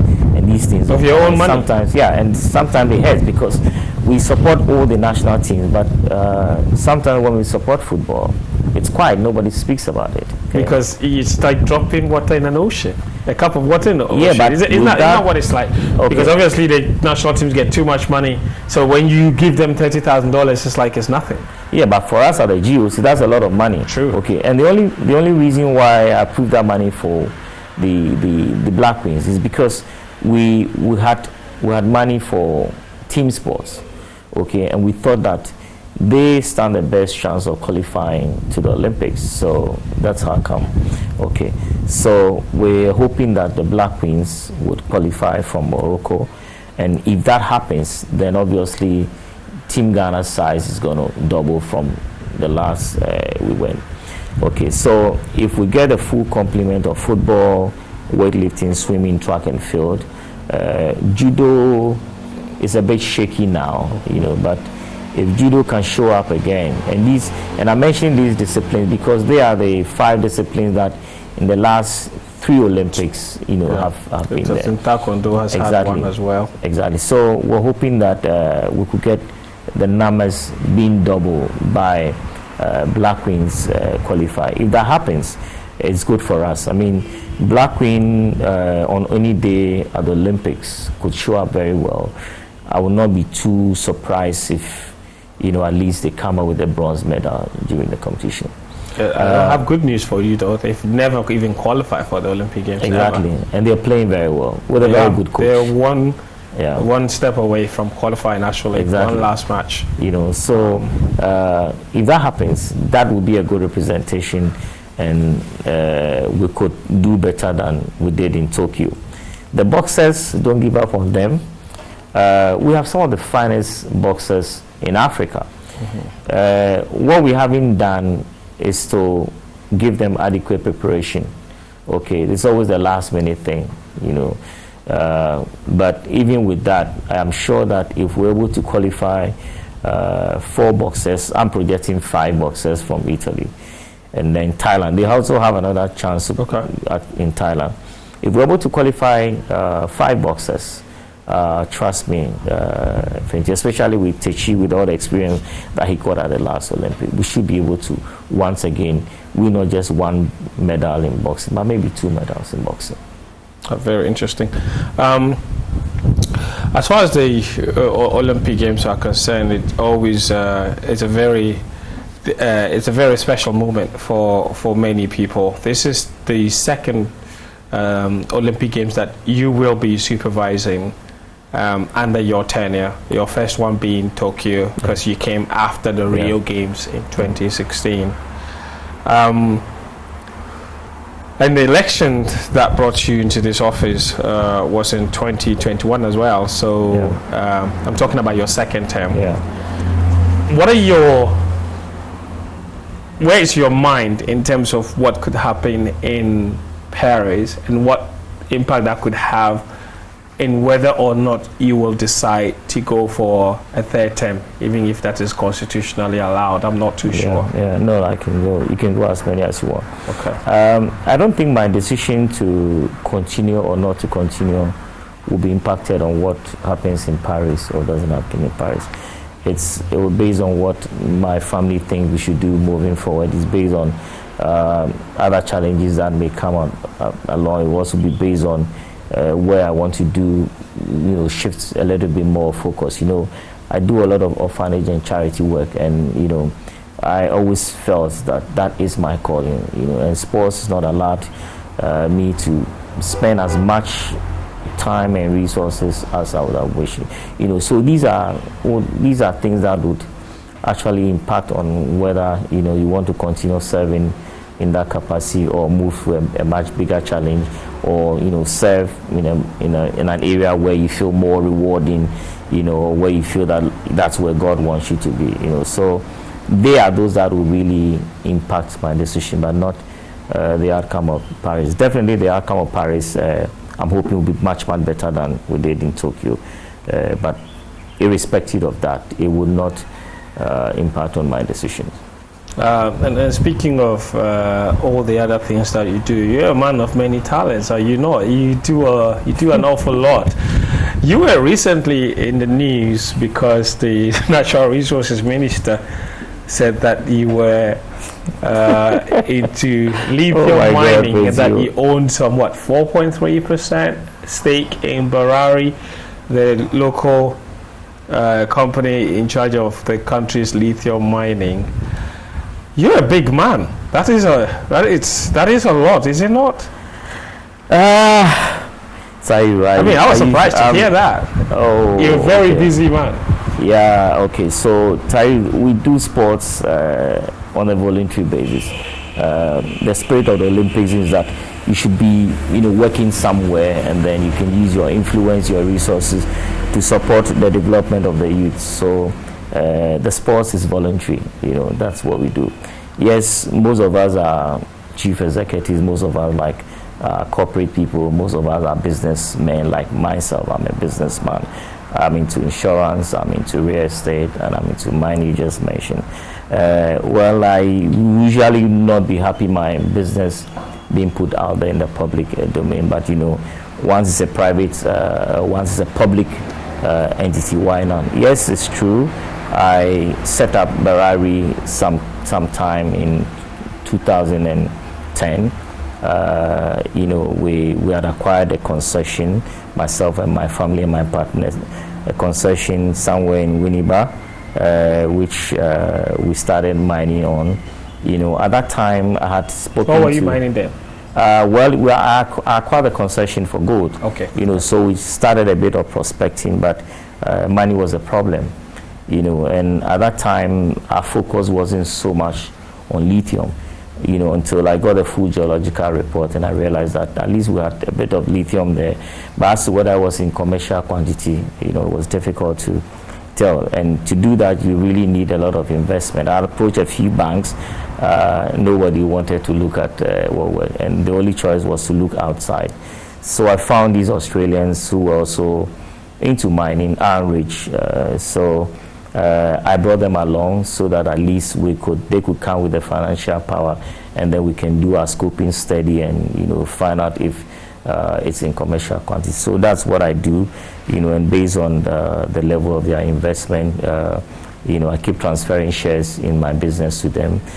Currently, I've transferred only about 90%, so I have 10% shareholding in Barari, and not 4.4. As I don't know where that 4.4 is coming from, but when the the CEO of Mineral Commission spoke on Asempa. He said the right thing, that Benin Mensa has 10%. So yes, my Australian partners who came in as JV partners, so they can bring money from outside so we can start the projects. They have 90. I've transferred 90% to them, and I currently have 10% shares in it. And we're hoping that we could, there are a few challenges with the mining lease, but if these are sorted out, but see, what we as Ghanaians should look at, and it's always been a worry to me. There are so many Ghanaian businessmen that we as a nation can help them to grow. Okay, every single mining company that you find in Ghana at the point in time was owned by a Ghanaian, or Ghanaian was the majority shareholder. I mean, look around, how many mining companies has Ghanaian shareholding in it? We give everything to these white guys and they take it that way. So it's about time our banks realize that, look, there are Ghanaians here who, when properly funded, can do as much or good business as these people from outside that we bring in, whose major focus is get the thing and take it that way. I mean, if we had more Ghanaians, for instance, if I had 10%, the other Ghanaians who are 20%, 10%, 5% here and there, you realize that wealth is staying in our country. So it's about time we start building our Ghanaian businessmen so that the wealth that we are building stays here, and in that way they are generating more wealth for, to help the youth of this country. Very well. Mr. Niniman said that was good. I wish we could continue to chat. Obviously, every time we sit down to have a conversation, there's always so much to talk about, but we have limited time. But I'm glad that you found time for us to do this. Before we go, I just want to ask you if you have any last thing that you want to say. It's a big year for us in sports. It's a big Olympic year. There's so much happening as well. Any last words before? Well, first of all, I want to join all Ghanaians and pray for our Black Stars in Côte d'Ivoire, and hope that at least we should get a good win over Mozambique, and one way or the other, if we do our mathematics well, we should be able to qualify from the group. I mean, so let's all be praying, be on our knees from now to Monday, and anything can happen. I mean, I'm very happy with the return of Kudus. The only thing I worry about is that it looks like without Kudus, we don't have a team, and that is where there's a bit of worry. If Kudus gets injured, it means that we don't have a team. Salah went out, and the Egyptians play like Salah, probably better than when he was there. So that is the only worry. But I want to believe that we should be able to scrape through, and then look back and do our homework well, and then strategize for the other matches. I would also wish corporate Ghana to give as many support or as much support as they give football to the other sporting disciplines. You see, every Ghanaian child deserves the right, or has the right, to be helped to develop his or God-given talent. Be it football, be it boxing, be it taekwondo, be it weightlifting, they have the right to develop that talent. And it is our duty as administrators, our duty as media people, our duty as sponsors to help all of them equally, so they can take their talents to whatever level God will allow them to. So let me also say a very big thank you to yourself, your station, as well as all the media guys who most of that focus on the least finance sports, because that is where the attention has to go. I'm very happy for what you've done for somebody like me over the last 7 years as GOC president. Anytime there are issues, you come in and you fight for us. Guys should continue pushing and fighting for the least finance sports, and I'm sure that just like we showed in Tokyo, will not disgrace you in Paris. Very well. Thank you very much. It's been an absolute pleasure, Mr. Benin Mensah, and we wish you all the best in your business endeavors and also in the sporting endeavors as well. That has been another very interesting chat here on Prime Take. I hope you enjoyed the conversation here. We're back again next week with another very interesting and exciting interview for you on Prime Take. Until then, my name is Fentu Tahir Fentu. Thanks for watching.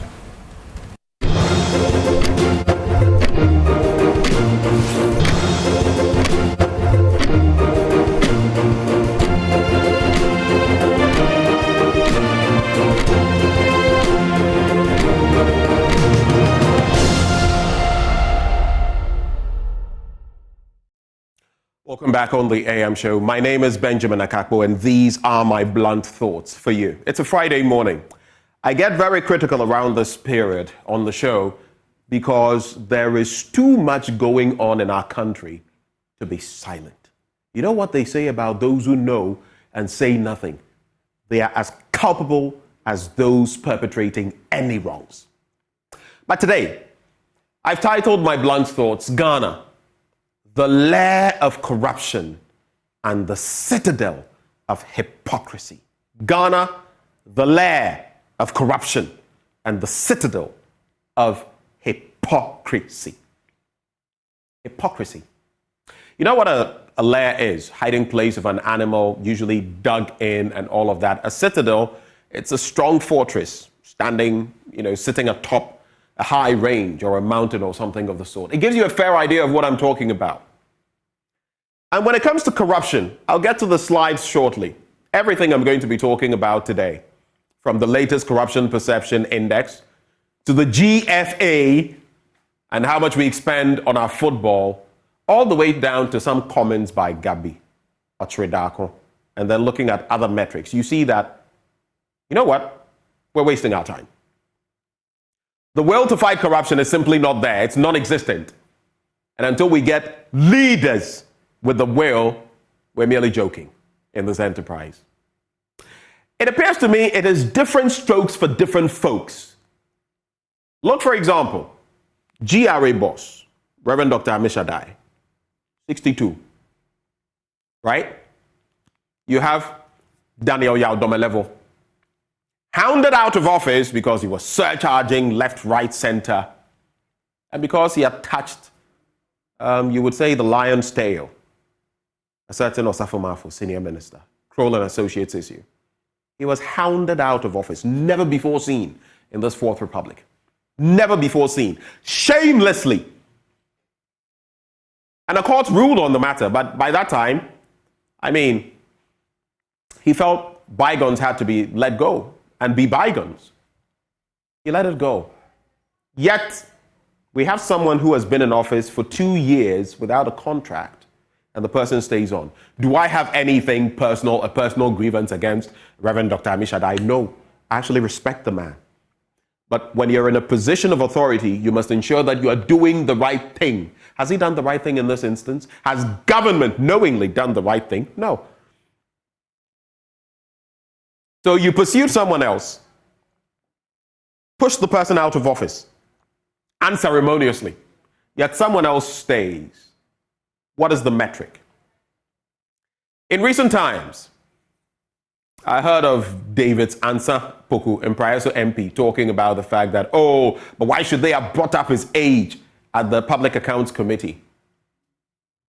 This member of parliament in the Eastern region forgets that just a few years ago, he was talking about Charlotte Osei, mentioning her age, 42, online, and lamenting the fact that she would be there till she was 70. You see the hypocrisy I speak about? And all these percolate when it comes to the corruption in Ghana.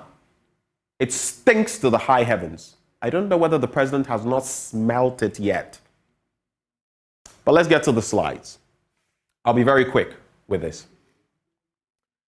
Recently, we do know that in terms of the Corruption Perception Index, we've shown you this before, but I just want to reiterate this morning. Look at our trajectory. 45, 46, 48, the highest we've had. 47, 43, 40. 41, 41, 43, 43, 43, 43. We stagnated, and not just even stagnated. Actually, if you look at it, we're retrogressing. Do you know why? Tell me. There are some firsts in this Fourth Republic. This is the first time we've had so many institutions at a go that in some shape or form tackle corruption. As for the AG, I'll leave him out. These politicians, I leave them out because there are cases that have gone. Of course, you know that once it's their administration, they will not do anything about it. I like the AG, but on that score, I don't like what he does. So let's leave him out. There's Shraj. There's Yoko. Mamitiwa Adodankwa was recently talking about adducing evidence and all that. There's now the OSP. And all the other bodies in there. Never in the Fourth Republic have we had so many bodies charged with fighting corruption. Yet doesn't it sound very curious to you, or appear curious to you, that the more apparently we set up these bodies, the more corruption is like, yeah, Odeshi. It's growing stronger. Corruption has become a giant, and the fight against corruption, well, you know, I don't want to use any words so that some people will say I am denigrating this or that group. But you know, Obofomo. Yes. Why? Look at how much money we've spent as far as the OSP is concerned. The amount of money we spent on all of these institutions put together, that should tell you the political will to fight corruption is really not there. It be found full respect. Now lie. John Cena, you don't see me. You can't see me. That's what they're doing to us. They say one thing and mean something else. And it shows here. We're even lucky to have scored 43 again. I agree with the former Auditor General, Daniel Domelevo. I agree with some of the others I've spoken to, like Suleimana Brahima. We don't even deserve to be there. On the back of some of what we've seen, instances, a plethora of instances. Name one instance where anybody on the charge of corruption, anything has happened. Name one. I dare you, name one. How many have come up? So we keep saying, oh, maybe there was not enough evidence and there was not this. How about those, for example, who were taking salaries that they did not merit at the finance ministry over a year ago? How did we handle that? Clap for yourselves, Ghana. What a fight against corruption. So there we have it. If we are posting these results with the lowest here, and I'm not necessarily saying that this administration did any better.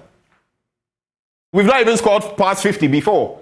So both of them are to blame. But if you see the trajectory, you know where it's going.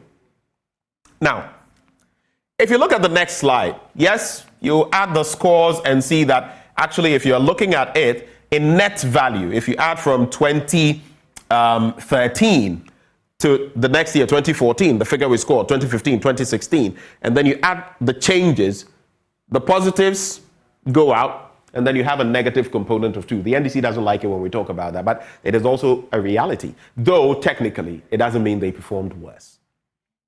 If you go to the next slide, you would see Akufo-Addo from the initial 40, okay, which is the lowest we've ever had, to all of these others that we see here, okay? All right, so if you look at the component, let's go to the next slide. Then to the next one. If you look at the component, it literally means that in years, we've not made any progress, in spite of how much we've been expending on corruption. It's just, I mean, we shouldn't shut down these institutions, but let's stop with the hypocrisy and move on, yeah? Don't come speaking to us as though we know what is happening. It's so annoying. Next slide. Now, if you look at the key highlights of the latest CPI, it reveals deteriorating justice systems. I'll leave it there. If you know, you know. Reduction in the accountability of public officials. You can't even hold people accountable. Those declarations they make, assets declaration, you can't even get access to it. So someone can submit a blank sheet of paper for all you know. Honesty, yamutu in this country. Thriving corruption. I told you, corruption, right now you do anything in Ghana, it's like Udeshi. It will chest whatever you bring, because corruption is stronger than our leaders. I said it. Corruption is beating our leaders every day. And they know it because they themselves, a lot of them, not all, I know some who are honest, but most of them are corrupt. And they know it. They don't like it when I say it, but they know it. Next slide. Of course, this is the tale of the tape, how Ghana has fallen. We're rubbing shoulders with Burkina Faso. South Africa has taken quite a tumble, mind you. It has fallen into, but we all know about corruption in South Africa, so no surprises in there. Côte d'Ivoire, Tanzania, Lesotho. The countries we could emulate in Africa, Seychelles, Cabo Verde or Cape Verde, Botswana, Rwanda. Yeah, we like to talk about, but Rwanda, they have this leader. At least show something, and be like them. That's a fool, you know, fool. Mauritius, Namibia, Sao Tome and Principe, Benin. At least score something above 50. That shows that you have, after all these resources we've pumped in, the least we could do is score above 50. But we'll keep money in our homes. And we'll do all the kinds of things we'll speak against in public. So yeah, we'll be here. Next slide. Now, I also said that I'll talk about Ghana's AFCON budget. 2012, if you look at the red bars represent the AFCON prize and Ghana's budget.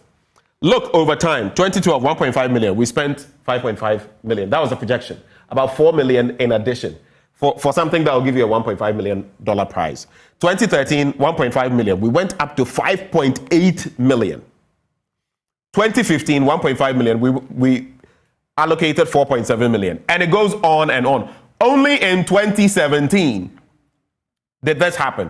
3.4 million allocation, our budget, 4 million prize money. Since then, I guess the MPP has also learned how to do it. They've learned how to do it well, even better.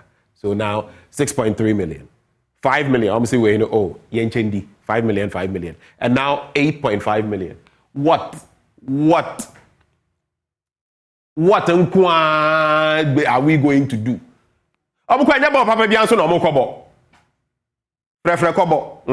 You know Frefre Kobo? That's what they do. Coaches, technical teams, everybody is in the mix. And if you're not, you'll be whipped into line. The corruption in the GFA must be addressed. Maybe I should say the corruption in our football should be addressed. I mean, I don't want to go back to Kwesi Nyantakyi. Those issues have been dealt with, established, about the things that go on, the ways and means. But till when? I mean, in a time when inflation is sky high, yes, it still is. Have you gone to buy anything? Don't come and tell me about year-on-year inflation is where. Have you checked out month-on-month inflation? And the Ghanaian is suffering the way he or she is. The least we can do is to at least be generous and ensure that our teams perform. But over the last how many years? No joy. Mr. President, you said some time back when the Stars did not fare well, bad economy, bad this, bad that, and no Black Stars victory. You see how history comes back to bite? Let's be careful. But moving away from the GFA, let's go to the next slide. I found this really curious. Like, do these people not realize? Anyway,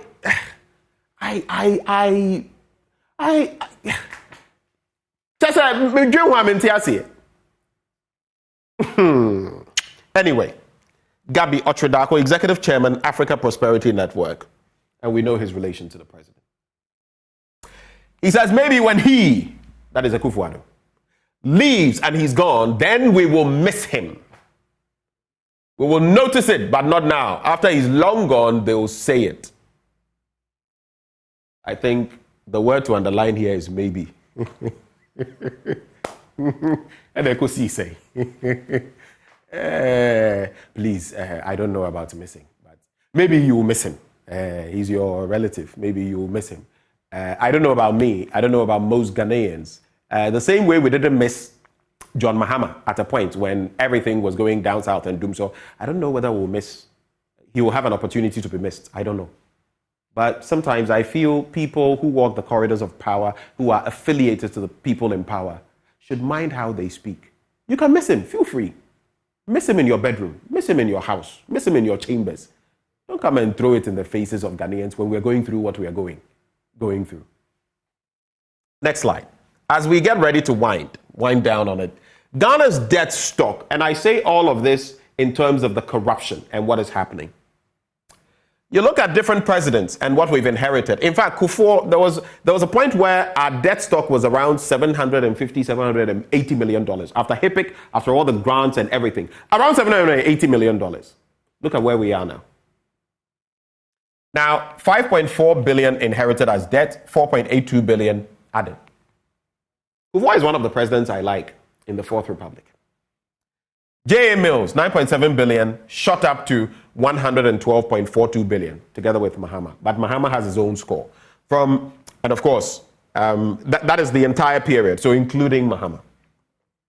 Nanado, 122 billion to 4. They added 445 billion. So now, as of September 2023, we stood at, and of course, you know, the World Bank and all of that, they've even taken these figures off because of the debt restructuring and everything. But as of September last year, we stood at 567.3 billion, 445 billion. When you like to play the party card, NDC, hey, MPP, hey, look at that figure. Ask yourself, 445 billion, no? How has it impacted your life? You watching me, getting angry. How has it impacted your life? Tell me. Your roads, your hospitals, your whatever, everything in between, your health. How has it impacted you? So before you get angry, think about yourself. And tell me. Let's go. Next slide. And this is where we are going to wrap.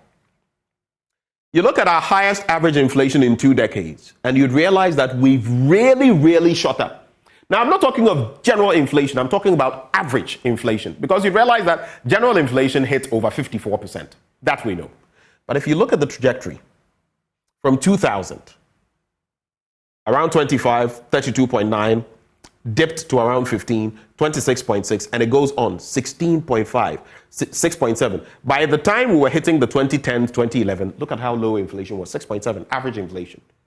Then it started ticking up. By 2013, we were still averaging. 2014 went up a bit around the 14%, 13% figure. And look at since then. Then there was a drop to 7.1%, and now we are 40.27%. With all of this, our politicians will not focus on fighting corruption. If we focus on remittances alone, we could save a chunk of money. Per World Bank data, about 21 billion in remittances over about 4 or 5 years. Do you know how much we got?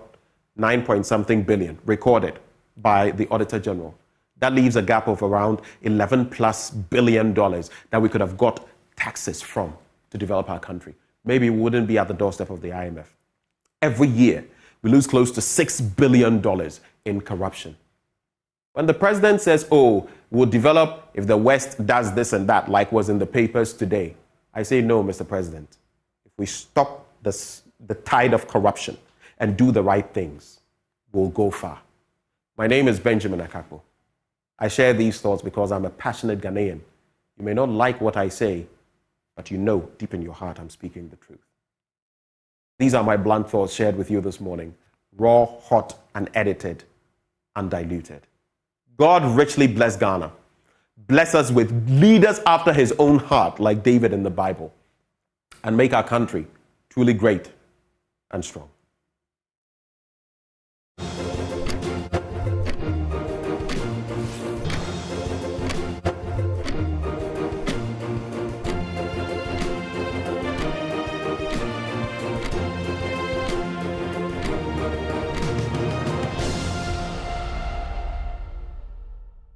Despite meeting the Finance Ministry and the Education Ministry today, the Senior Staff Association of Ghana, the Federation of University Senior Staff Association of Ghana, and the Teachers and Educational Workers Union say their strike still holds. They say their meeting with the ministries ended with proposals given by government, and they say they will not return to work until their demands are met. Today has been a very tough day, difficult and stressful day for us. Yes, we went to this meeting with a position, and you know our position. Government is owing us our Tier 2 pension, and we are requesting for the payment of the principal plus 3% penalty per month. And we went there, they spoke with us, we've given them our proposal. They said they are going to consider and they'll get back to us. So we are waiting. When they get back, then we take a decision from there. That's what happens today. So does that mean that you put your strike on hold? No, our strike is still on.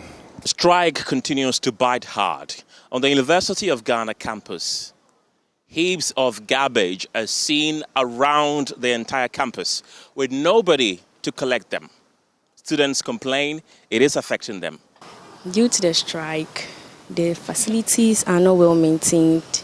An example is the JQB block, where one of our lecture halls. So last week morning, the whole place was full of water because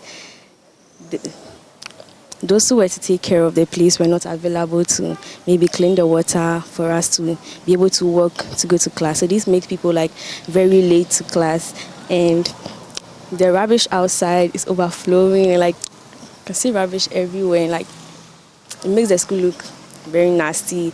And under the tree where the benches are, people are sitting there, but there are rubbish around them, and it makes it very bad. We also we're supposed to have lectures this morning, but then because the place has been used as an examination room, we're unable to go for lectures there, and we had our classes held online this morning, and it is going to return back after they are done with the examinations. Before their meeting with government, the striking union did indicate that if government does not come to a consensus with them, their strike continues unabated. And truly, they stayed to their words. From the Ministry of Education in Accra, Kenneth Jesse for Joy News. The university's library, maintenance and lecture theatres are among the affected departments on various campuses. The industrial action has affected academic activities, leaving students perturbed. National President Suleiman Abdurrahman tells Joy News a task force has been put in place to ensure total compliance. We are going to make sure that we have task force across all the university campuses. We have local leaders across all the public universities, so they will make sure that they put in place the task force to make sure that they monitor for everybody to comply with the strike action. The strike is already biting hard as students are denied access to the university's library and lecture halls, which remain closed following the indefinite industrial action. We got here and we've seen that the place is locked. I didn't hear of the strike though, but as I can see, we are now sitting here without being able to enter. So I think the government should try intervene and meet their standards or meet their needs for them. We came to do group discussion, but as the library is locked, it affects us so much, and we beg and plead the government to call off this strike because with the students it affects us the most. Well, what are you doing after here? So we are now going to find some place for it because we have to submit it on Monday. So you are coming to do your group assignment? Yes. So you are group. These are your group members? Yes, they are my group members. So where do you have to go now to study? No, we don't know. We don't know, but our leader was saying we have some room here, but we don't know. So we don't know what to do right now. President of the Tewu Ghana KNUST, Charles Arthur, is happy with the impact of the strike. According to him, the management of public universities will be forced to shut down the university. So we are saying that in the near few days, the environment will not be conducive for students to attend lectures. We do not close the university. It's the management of the university that closed the university when it has become ungovernable, when something has happened and they think that it should go. But we know that withdrawing our services, you understand, we will reach there. Xavier Sali Agbleke is the president of Tewu Ghana Amstead. We want them to come to hit to our concerns so that the hula balloon about the school student welfare should not be as if we are all parents, you know. We cannot let our children suffer whilst we are taking charges, taking control of everything in the campuses, then neglecting them on concern, you see. So we wish the government to come to our aid, to see to whatever demands we are making, to sit down with us, then restrictions out amicably. For Joy News, Nana Boachi Dankwa Yadom, Komasem.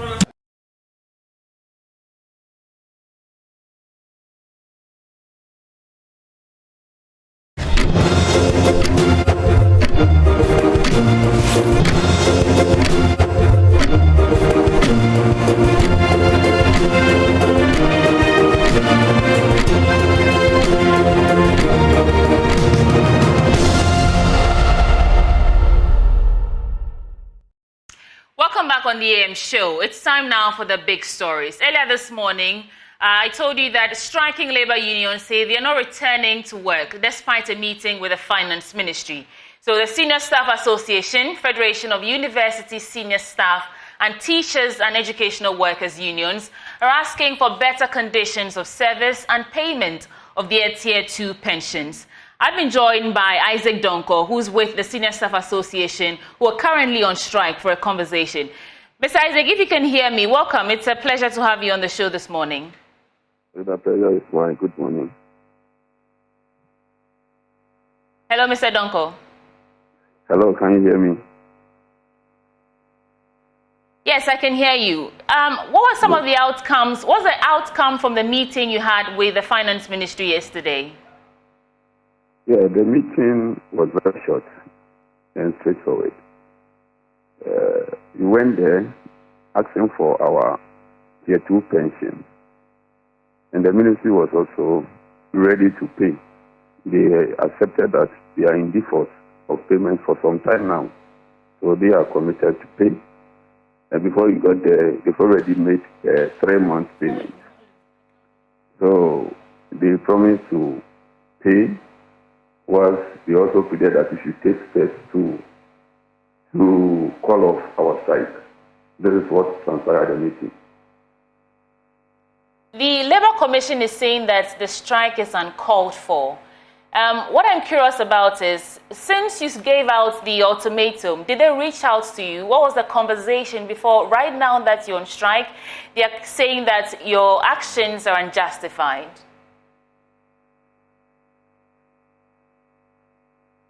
Did you have any interaction with the Labour Commission prior to starting your strike yesterday? My sister, the line went off. If you can repeat what you said. Okay. So the Labour Commission is saying that your action, your strike action, is unjustified and uncalled for. Was there any conversation, interaction between you two during your ultimatum to the government and now that you're on strike, before them classifying your action as unjustified? What was the communication between you two? Are they making reference to senior staff or other labor unions? All of it, all the unions currently on strike. Senior staff, they are now disappointed in Labour Commission, because this case is not a new case before the Commission. It started the struggle last year, somewhere August. The case was before them. They gave government 1 month, 30 days to respond. They did. There is no response to the Labour Commission.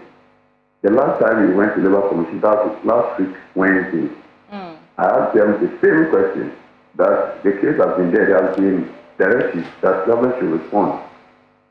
Can we have the response from the Commission? And I was attacked for asking that question, that I can't ask such questions to the Commission. If I have such questions, I should ask government team. Why you give the directive and the people did not comply with the directive? Then someone else again, I will ask the question, or I ask the question, and you were heckling me. You didn't allow me to talk, and now they're saying that it is uncalled for. We are disappointed in the National Labour Commission, seriously, because this is not a new case. And the Commission is aware that government has defaulted, and the Commission knows the position of the Pensions Act, that when you do the deduction, within 14 days after each month, you have to remit the money or whatever, you give the money to the farmer needed. All these things are enshrined in the Labour Act. They are aware. They are there in the Pensions Act. They are aware. Yet they are saying our strike is uncalled for. I'm disappointed. Very, very disappointed. They should come back again. This is unacceptable anywhere. If they want to be a tool for government, then they should go ahead and do. But if they want to be mediated, then they should do their work and do it with fairness. So at this point, what would it take for you to pick up your tools again? Well, yesterday when we made few proposals to government. They accepted our proposal in good faith. What was in the proposal? What did you propose to them? It wasn't anything difficult that government cannot handle. So we want to keep the proposal to our chest because they promised they are going to get back to us very, very soon. So we are waiting. Mr. Donko, that might be a bit unfair to the public because your strike action is affecting everyone. So we want to know what you're proposing to government so that we also in the know and we can follow and see what the updates will be if they respond to you accordingly. So you don't have to give us the exact details, but you can, give me a summary of what was in the proposal.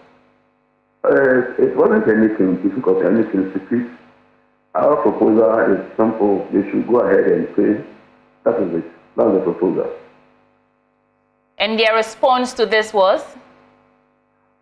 Oh, they said they will do their best to pay. So we are waiting.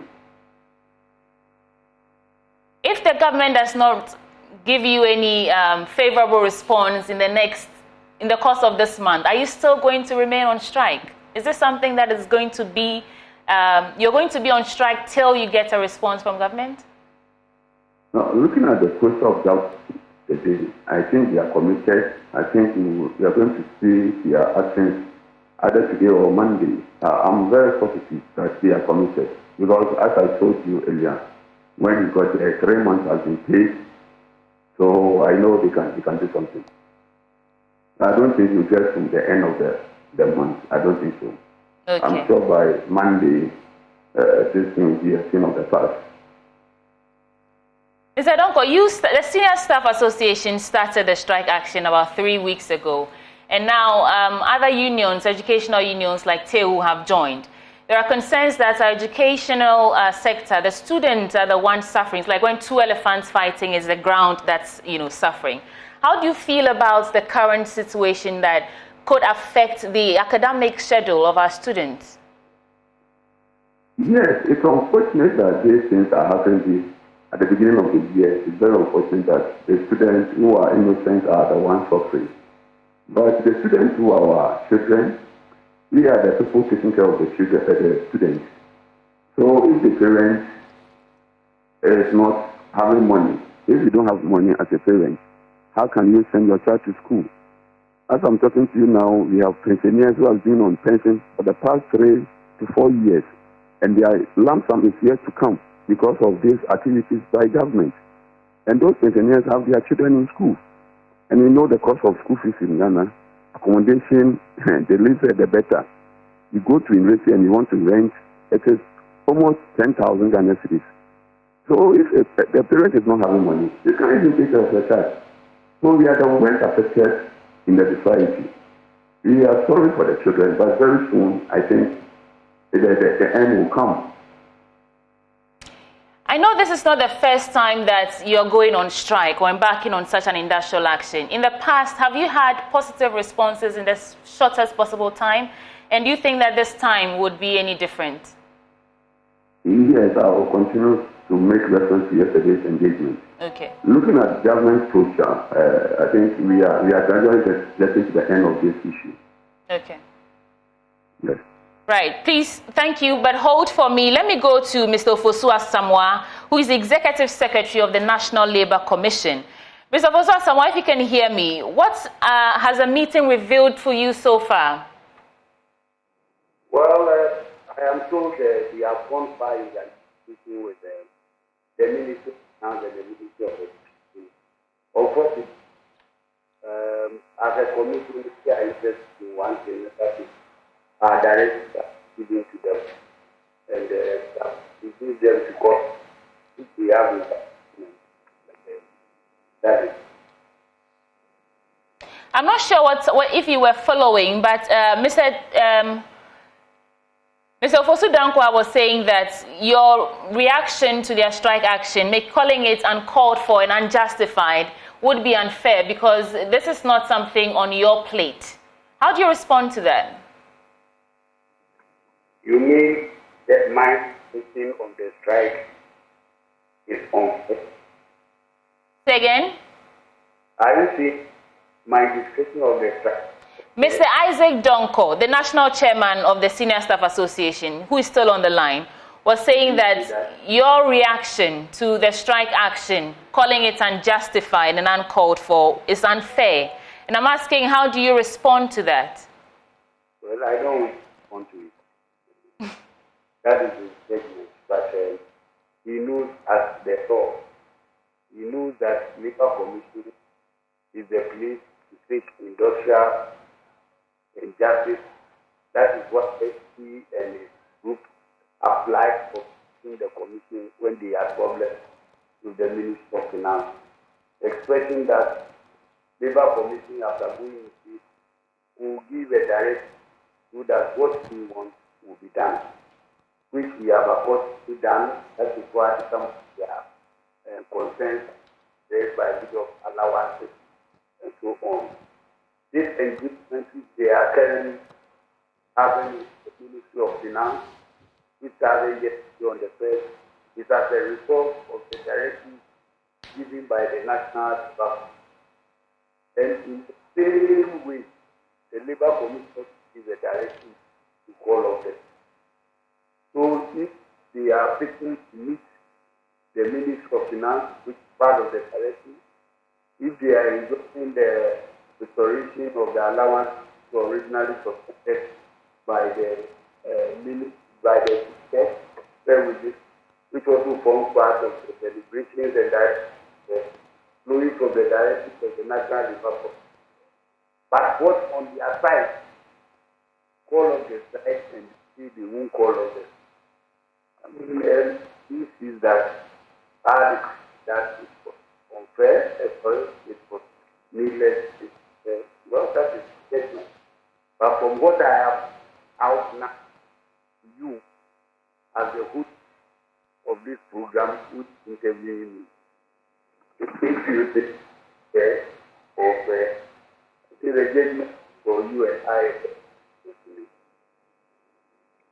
You mentioned that there was an agreement between the parties involved, and that if they leave and go and embark on these strike actions without resolving without listening to your part of your take on the whole situation, what was the original agreement between you that you think they walked away from or acted contrary to? The National Labour Commission is not a part to the institution or the case they have.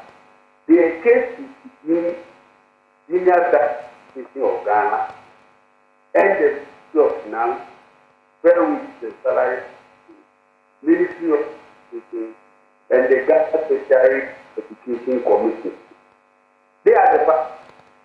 We are assisting them to settle, and in the bid to have their differences, fair wage and salary and this were asked to restore what they are and engage them if there is a need to make any changes to the allowance they had earlier on agreed. And that they talk about their pensions which government deducted and did not pay. The committee directed that it pays. Now it's not interest or penalty because the government defaulted. And the committee has agreed that yes, the law provides for it. It is only that, what do you call it, the payment that they have been directed to do. What else? Hello? Hello? Hello? Hello, Mr. Fosa Samoa. You see? So, hello. It's not like... I lost you there for a second. Please go ahead. Yes. What I'm saying is that... Yeah. They have a claim. Their pension has been deducted. If there is a default, interest must be applied as the law provides. The commission agrees perfectly. It is where the two parties are not settling on the interest or penalty because the government is being negotiated with the union some time ago for preparing the interest and so on. And that is what the commission has given them the chance to settle within the period of review on the first and report back on the end. But whilst we are trying to settle on this, just go back. Because we have said that you have extended to the government and the money is at stake. So if you are settling on payment, why go on strike? You see? So it's like to pick and choose of the directives of the commission to obey. That is what I think that's wrong. That is wrong. That's But Mr. Fosa Sama, why do you think these issues keep coming up? This is not the first time we are seeing something like this. What do you think, in your opinion, that is the cause of these issues? We are in a human society. Problems will always come. That is why the commission, after report one issue, is not resolved. That is the problems will always come. And that is why we are there. So, and that's why that. So that is why we have the Labour Commission, to liaise between these, Only when parties are hearing before it competes is when we solve the issue and they will not come. But if we settle the issue for parties, we give an order, government says it doesn't do this, they don't do. Then the problem will keep on recurring. Because the solutions that are provided to solve the problem are not that simple. You go to the hospital, you are giving drugs, take 2 times a day. In the morning, afternoon, evening. You come home and you don't take the drugs. Don't take it to return to the hospital. You will, because you didn't adhere to the direction the doctor by examining and diagnosing the prescription. And this is what is happening. You have brought for ailment to the National Committee, Labour Commission by law. We have prescribed what medication for you. You go out there and say, I will take amoxicillin paracetamol. I will take instead of threat. And this, don't think you will come back again. That is what is happening. So our is Mr. Donko, a very good friend of mine. But I'm sure that this time we are going to defend you. Please, you are now that you are negotiating your payment, which you are entitled. You are entitled. So just let your followers or your members go to work. After the negotiation, you and your leadership, numbering less than, are there. So what is the whole of members doing? Closing the universities, closing down basic schools, making the parents and students respect this country. And by the way, the time that we are, because today is 2nd February, it will never come in. 2nd February 2024 will never come in our life. So what we do today, we may never do. Sometimes people say, we will make the time to do extra hours. The students are supposed to do 8 hours and rest. And if they got to lost it, you do 16 hours. You will be teaching the 16 hours. But can they absorb what you teach in the 16 hours? We should look at all. They are human beings. And even you want to do extra, are you not yourself? If you look at all that. Mr. Fosa Samoa, please hold for me. Let me take Mr. Isaac Donko's thoughts on what you've said so far and some of your responses to their grievances. Mr. Isaac Donko, if you can hear me. He's going to tell us he has heard me and he will comply. Say again? I hope he's going to say he has heard me and he will comply. It doesn't appear, well, let me hear what he has to say and then we'll come back to you. Please hold for me. Mr. Isaac Donko. Your call has been put on hold. All right, Mr. Fosa Samoa, it doesn't appear, or some would say that you're not taking sides with these labor unions when your commission is actually set up to ensure that they have smooth operation, their course of work is smooth and their needs are met. This is you saying that, okay, Mr. Donko, I hear Mr. Donko is back on. Mr. Donko, yes. If you can hear me, how do you respond to some of the responses that Mr. Asamoah has given you so far? Yeah, the network is so bad that I couldn't even hear you. Yeah, pardon. We managed. Yeah. Yes. So I don't know what to say. He's saying that everything is going on well. Your decision to go on strike is still uncalled for, but you're working to resolve it, and that he's hoping that you say you've heard and return back to your posts. Yeah, I think I've said it, and I'll repeat it again. Looking at the poster of yesterday, I know by Monday, today's strike will be a thing of the past. Let's hope so. As I said, we've made some proposals to government, and they have to get back to us. We also get to get back to them. So it will end. So nobody should worry so much. The children will soon go back to school. Right. Mr. Samoa, thank you so much, Mr. Donko. Mr. Samoa was asking that it would appear that you are being a bit strict on these unions who are only crying for what's due them. would you say that you're actively representing them or looking out for their interests? Hello, Mr. Ofosu Asamoah.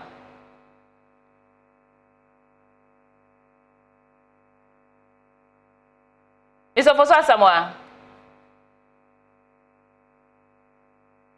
All right, it looks like we can reach them. But thank you so much, Mr. Isaac Donko, who is the National Chairman for Senior Staff Association. And we also spoke to Ofosu Asamoah, who is Executive Secretary of the National Labour Commission. Keep watching. There's more after this.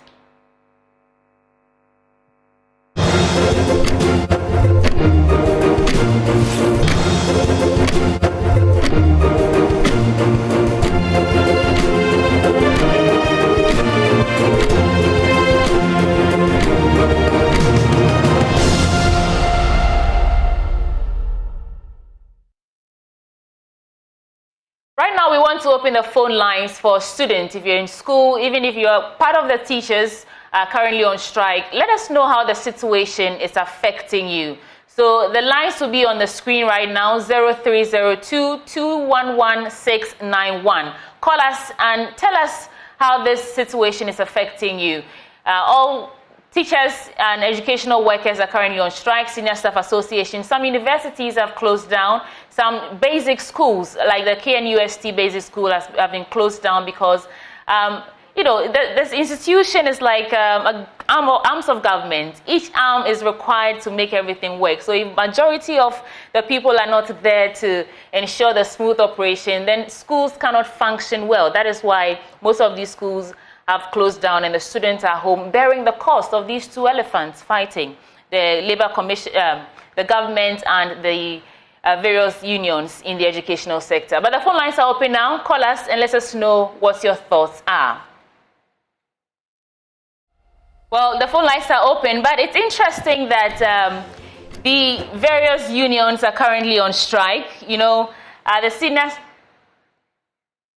We have Christian on the line. Christian, good morning to you. Tell us what's on your mind. Okay, a very good morning to us all. And I want to use this opportunity to greet all our hardworking teachers out there.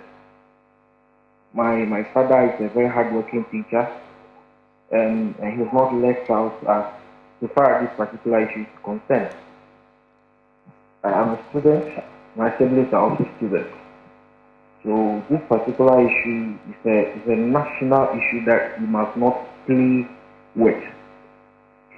If you look at the current structure of our educational system, nothing is working and nothing is doing. If you want to channel this down to the economic hardship, it simply overburdens the teacher. Let's put it on the general platform so that everybody can understand. Look at the current situation that we are as a country. How cost of living has been so exorbitant. Look at the amount of taxes that we are paying day in, day out, and as we speak, they are debating new taxes to be introduced. These are general concerns of citizens. This is not only about the teacher union. So we want the government to do something about it. Enough of the hardship, enough of too much imposition of tax on America so that we can allow our students and our teachers to work. Look at the number of teachers that are flying out of the country day in, day out. Yeah. Look, we have a problem. So the Minister of Education should stop tickling himself and stop laughing and sit down and put his pens down and put the educational structure to work. That is a piece of our mind this morning. Thank you so much for sharing your thoughts with us this morning. Now, a bit of background here. The Senior Staff Association went on strike 3 weeks ago, right after teachers and educational workers also followed suit. Other university administrators who work in the educational sector have also gone on strike. There are about 3 or 4 unions currently on strike, and the National Labour Commission is saying that this action is uncalled for and unjustified because conversations are ongoing with the government to resolve their grievances. They're asking that their monies owed them be paid. Some of them tier 2 pension, some of them who are actively working are looking for their lump sum. And the government is saying they're working to resolve it. But we know that this is not the first time something like this is happening. It appears every year there's some sort of industrial action in the educational sector. As to why this keeps coming up is a question that we all want answers to.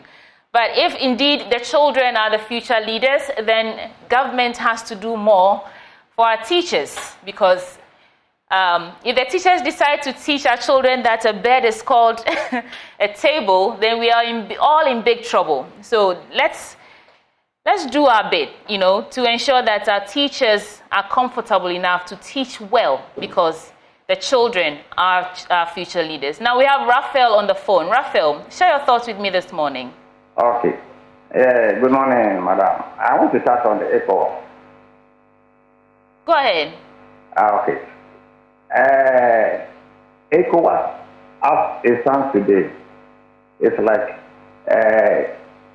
they represent the West African community against the international world. And to some of us, this institution called ECOWAS are in the pockets of the Western countries. And how are the representatives of the member countries selected?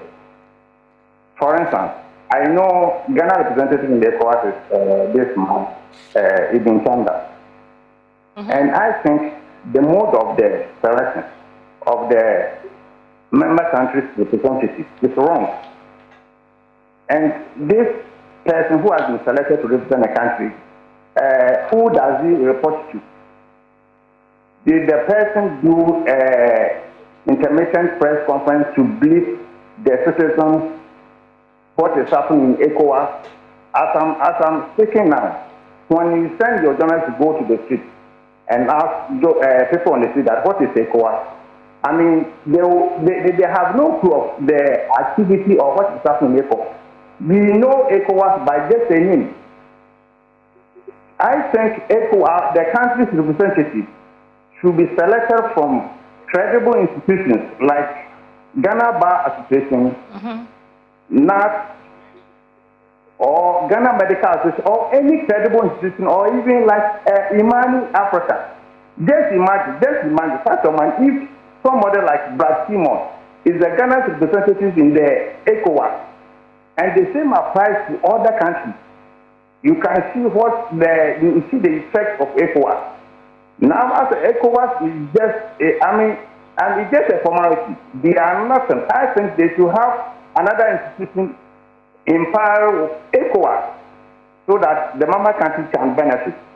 And the most worst part of it all is their chairman. The chairman of ECOWAS is the president of a country which that president has been charged with corruption. How can they perform, madam? So ECOWAS, they should stop and form another system of better institution. To compete with it. Thank you very much. Thank you too for sharing your thoughts with us this morning on ECOWAS. But we are talking about how the teacher unions strike, the various unions strike has affected you. So if you're a student, if you're a teacher, if you're a tertiary education worker, or if this is affecting you in any way, call us on 03022 11691 or 92 and share your thoughts with us this morning. We have Desmond on the line. Good morning, Desmond. Good morning, madam. What's on your mind this morning? I want to share my opinion on the strike. Please, go ahead. You rightly said, when two elephants fight, it is the grass that suffers. I don't know how to get to this point. That monies are deducted from people's salaries. These monies are supposed to be invested for their future, and these monies are kept. Why are we subverting the laws of this land in this manner? People wake up in the morning to attend to their duties. And what is due them? What is rightly due them? The government is treating them like this.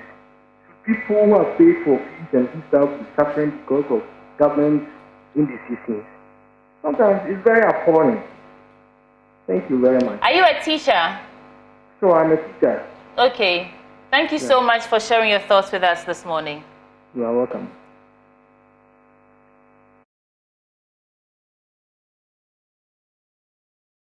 Now, Mr. Ofosu, who is the chairman of the Labour Commission, was saying that the actions lack merit and being unnecessary, particularly given the ongoing efforts.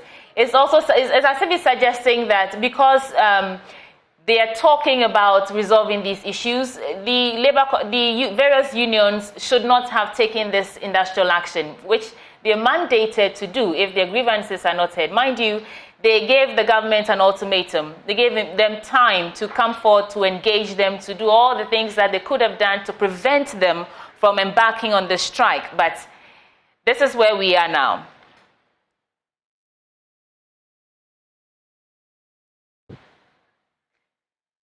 All right, we have another caller on the line.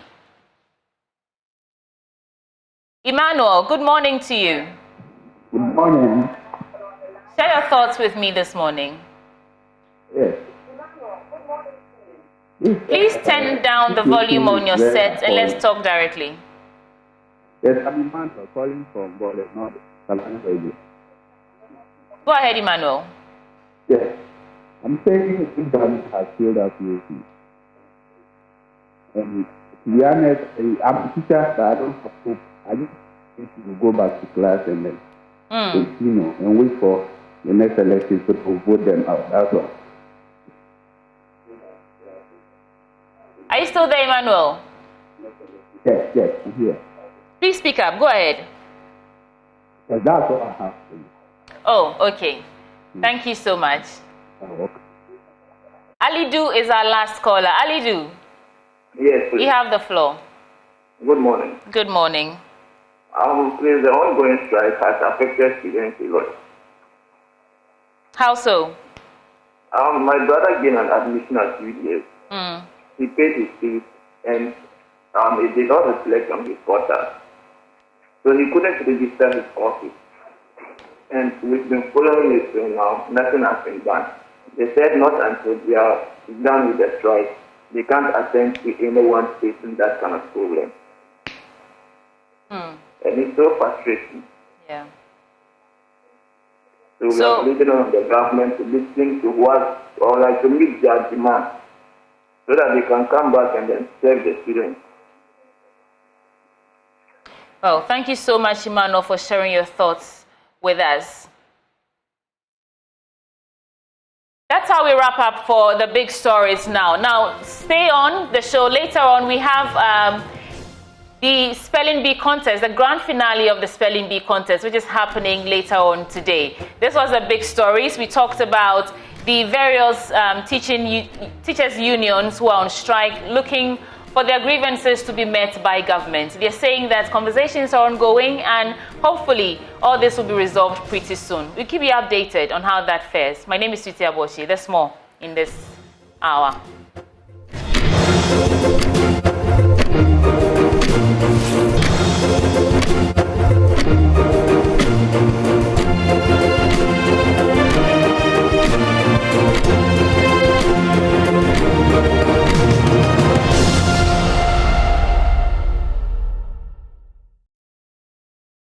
Of the National Spelling Bee is here, and a journey that started with 300 hopefuls has been slashed down to 99. Now I'm here with a few of them to share their experience and the journey with us. All right, so Kukwa, how has the journey been so far? How did it start for you? Well, the journey for me started in either 2021 or 2022 when I don't won her first spelling bee. So that time was my first chance. So I didn't quite expect myself to win because that's how beginners are. Nobody gets anything right. You expect yourself to win? Yeah, nobody gets anything right on their first chance. Okay. So I saw that my second chance, now that I know most of the tips and the tricks, maybe I can go a bit further, and I actually did.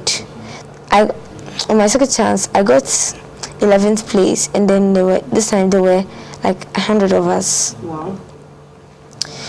So this time I've pushed harder than my first and second chance, trying to maybe reach between first or 10th, because even if I don't win first place, between first and 10th, there are actually other great prizes I can win and awards. So last year I won the Black Drone Award for being the 10th, for getting 80 and above in the vocabulary test. So this year I hope to try and win the same award or maybe a different award. Okay, but are you aiming for the ultimate this year? Pardon? Are you aiming for the ultimate this year? Are you bent on winning this year? Not really. Maybe. Why? Because if like I say that I want to win and I push all my energy into it and I actually don't win, then it would be like I did all this for nothing. Okay, so you don't want to get disappointed like yes. that. Okay. So like basically I'm shifting it towards between first and 10th. Oh, okay. So you just want to be part of the top 10? Yes, please. Great. All right. Now, Nadam, what about you? How did it start for you? When did you start spelling bee? I first joined in 2019. Oh, okay. Yeah, but then you had been spelling? Yes. I'd been, well, my brothers were doing the bee, so I'd been sitting in some of their classes and everything. Oh, okay. So did you start having interest from looking at your brother spell, or you genuinely wanted to be a speller? Well, yeah. Since my brothers had been spelling, I really liked it until I decided to join. Great. And take us through the journey from 2019. You're currently here in 2024. How has it been for you? Hectic, I might say. Well, the first time I won was in 2022. And, well, my ultimate objective has always been to get into the finals of the Scripps Bee. So that's why I've been joining for the past 2 years. And I'm joining again for the 5th time. Okay. So for you're joining again for the 5th time, but you've won twice. Yeah. You are here again this year, 2024, aiming for the Scripps spelling bee itself. Yeah. Okay. And how is that going for you so far? All right. I guess it's okay. Great. Now, aside spelling, the conversation has been you all getting prepared for the finale. What do you do during your leisure period apart from spelling, apart from just being on the books? What do you do, Kukwa? So during my leisure period, when I have time off the spelling bee or revising, you know, I'm sharing my time with school and spelling bee, because like I resumed in August. So no, actually I resumed in August, but like my mid-semester I started it in January. So now that I'm back, I'm sharing school and spelling bee. So usually after I get my free time from the spelling bee, I'd like to just take one of my textbooks, then just start reading what I've gone through or do my homework. That's still reading? Okay. That's still reading, but like sometimes I do homework. Sometimes I just like to go outside and get my rollerblades on and just be skating around in circles around the house. Okay, so you love to skate during rollerblade, yes. Okay. All right, and sometimes I like to be on the phone. But being on the phone doesn't take too long. It's usually me riding my bicycle or rollerblading. Okay. I'll come back to the phone, but Danny, what about you? What do you love to do apart from, because you said that you want to make amends for some of the mistakes you did last year, so you are always on your books, right? So apart from being on your books, what other thing do you do? Sometimes I'm in the classroom when it's closing, then I do my homework, and then every evening like 10 to 11 I'll just be on my book. Sometimes the books are in the Google Classroom, so the homework in the Google Classroom. So I try to do it before I tried to do it before I revised my courses last week and this week. So aside the learning bit, what other thing? I don't know. Maybe. You don't watch football? Yes, but sometimes. Okay. Okay, let me put it this way. What fun thing do you love to do? Apart from, I know learning is fun for a lot of people, but I like to read. Okay. Read books, interesting books. Anytime when it's snack and lunch in the school, I'll be reading books. Anytime when I have, and even when library is a subject, I also have the chance to read books. That's what I love. That's what I love. You don't love movies? You don't love... Yes, I don't like anything. What is your most difficult word? So, actually, I have many difficult words, ranging from my first chance all the way to my second chance, because we haven't done the third one yet, my third one yet. So my first one, even though I was a beginner, I was actually progressing to different rounds. But as soon as I hit one of the rounds, it was all over for me. So my word was evanescent. So I haven't heard the word before. Yeah.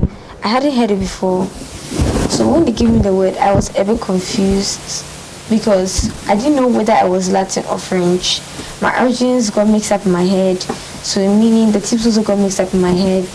Before you know it, I misspelled it. But when I went over the scripts and then the resources they actually gave us, I found the word evanescent. So if I had taken a closer look, I would have actually progressed a bit higher.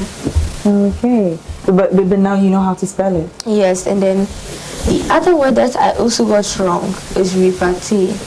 So as for that one, it was my second try. This time I actually progressed a bit higher than my last try, my first one.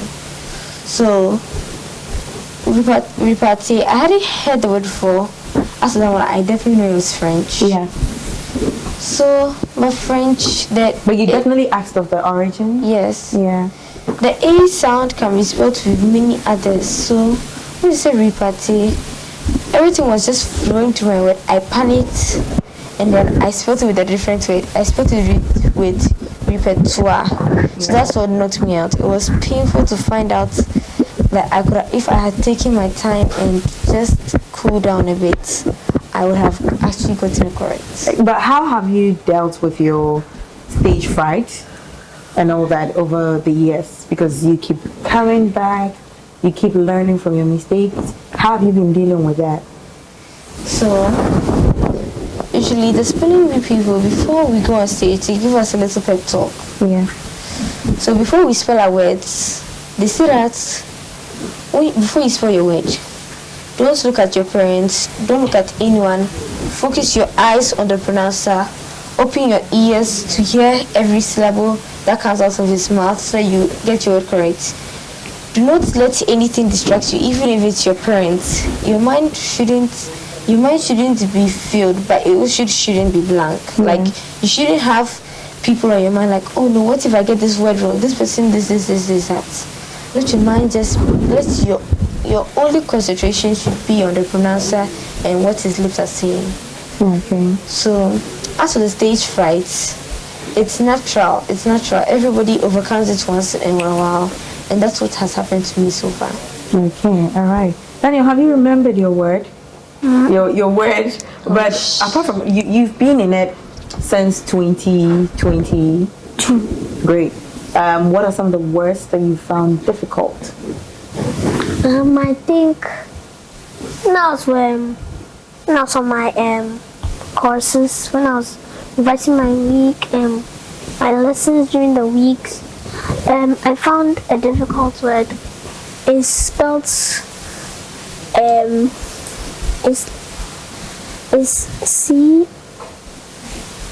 But what other word, apart from the words that you learn, what other words, like during your trial period, not your trial period, but the time with the facilitators, what are some of the words that you hear that you know that now this word is very difficult? Because I know you have training sessions, right? Physiologists. Yeah. I think physiologist because that's your difficult word. Yes, my most difficult. I'm trying to figure out what the word means, and I'm also trying to know how to spell the word physiologist because it contains physio there. So and you add gist if you have physio. So the gist or the physio is what is. Yes, it's confusing me. When I saw the word, it was confusing me.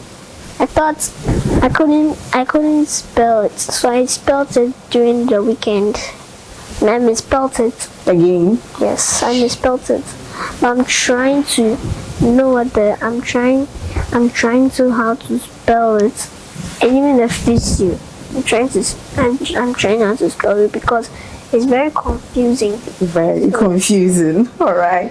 Now, Nado, what has been some of your, considering the fact that you've been here as a winner, 2022, 2023, back here, what has been some of your, I'll start with your down moments in the competition. Down moments? Yeah. Or have you ever had any down moments in the competition and your high moments? No, not really. I enjoy every part of it. It's all in the learning process. Okay. What about your high moments? Well, obviously winning is winning. A high. But how do you feel when you won? Tell it the first time, that was 2022.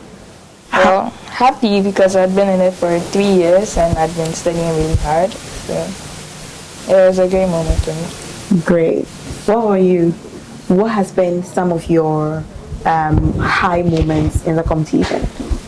So some of my high moments are when I don't know the word and I just give it a shot and then it's actually correct. Okay. It's actually correct. So I don't know the word. I've never seen the word before. I just give it a try and it's actually correct. Okay. All right. Now then, what about your high moments? My high moments is when I qualified to the quarterfinals because I've been trying to go through all the training sessions, and that's why I tried to the quarterfinals. But that was my down moment when I lost. But I'm going to try I'll try and go to the semifinals and to the final this year. Yes. The finale is on Saturday. Yes, on Saturday. I need to try harder. Because if I don't work... Do you see yourself winning? No, not really, but I'll try and win this. But you see yourself making an effort? Yes, yeah. I try to push harder. Which level are you aiming to be at this year? I think first. Great. Kukwa, what about you? Where do you see yourself? Okay, well, you already told me that you want to be part of the top 10. Yeah. Great. Now, the more about you, because I believe that you all have somewhere that you want to reach in the competition. Because once you go into something, you know that, okay, so this is what I want to achieve. You've won twice? Yeah. What is your goal this year? Well, my goal is obviously to get into scripts, and the only way to do that is either to win or to become a yellow bee. So those are my objectives. Okay, so I'm here with students or spellers who are part of the northern sector, and some are from Kumasi and northern region. So you're here on Zoom joining me. I'm with Kofi and Joel. So if you can hear me, how are you guys doing? Starting with Kofi, how are you? I'm fine. Okay, Joel, what about you? Mom, please, I'm fine. Great. Now, how has the journey been so far? How long has it been since you started spelling? Kofi, how long has it been for you? It's been about 9 months. Oh, okay. It hasn't been up to a year yet. No. Oh, okay. And so far, how is it going for you? It's going well. It's going very great. Oh, okay. And have you been having any issues or any challenges so far? No, except for the Arabic origin. The rest of them is like easy. Okay, it's easy. All right. Now, what about you, Joel? What about you? How has it been for you so far, the journey? How long has it been since you started spelling? Started just like Kofi said, 8 months. Oh, okay. Okay. All right. And how is it going? Challenges? Are you having fun with it and all that? Oh, it's going great. Going great. Yeah. All right. Now, who first introduced you to spelling? Or how did you know that you wanted to be part of the spelling bee? Please, can I talk first? Yeah, definitely, Joel. You can.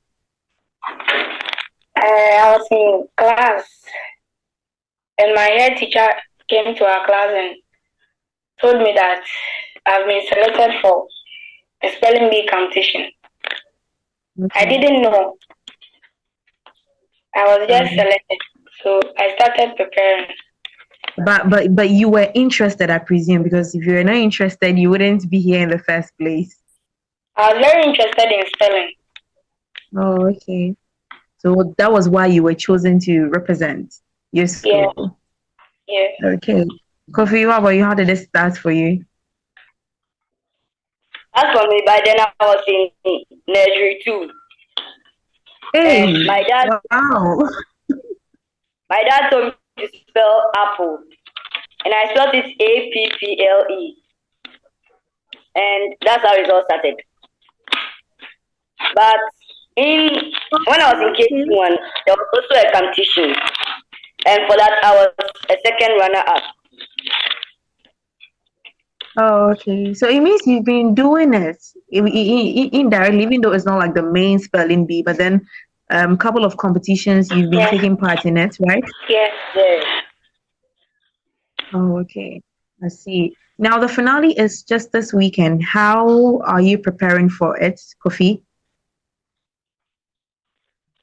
I've been reading a lot. I've been reading different kinds of scientific books and other storybooks, which I've been getting some words from. I see. And Joe, what about you? How is preparation going for you? Is everything smooth and all that? I'm always on the internet searching for more words and learning them. I always learn about 10 words each day.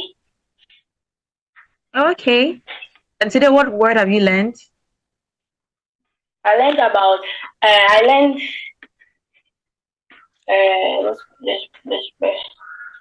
Koto.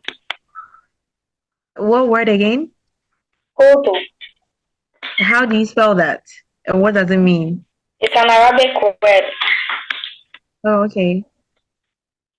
Do you know how to spell it? Yes. K-O-T-O. Okay, that's quite easy. I'm not sure I even knew that was It's correct. very tricky. Yeah, it is. It's very tricky. Very, very tricky. Now, Kofi, you've met other spellers in the competition. You're 99 so far, 99 spellers who are aiming for the envious title.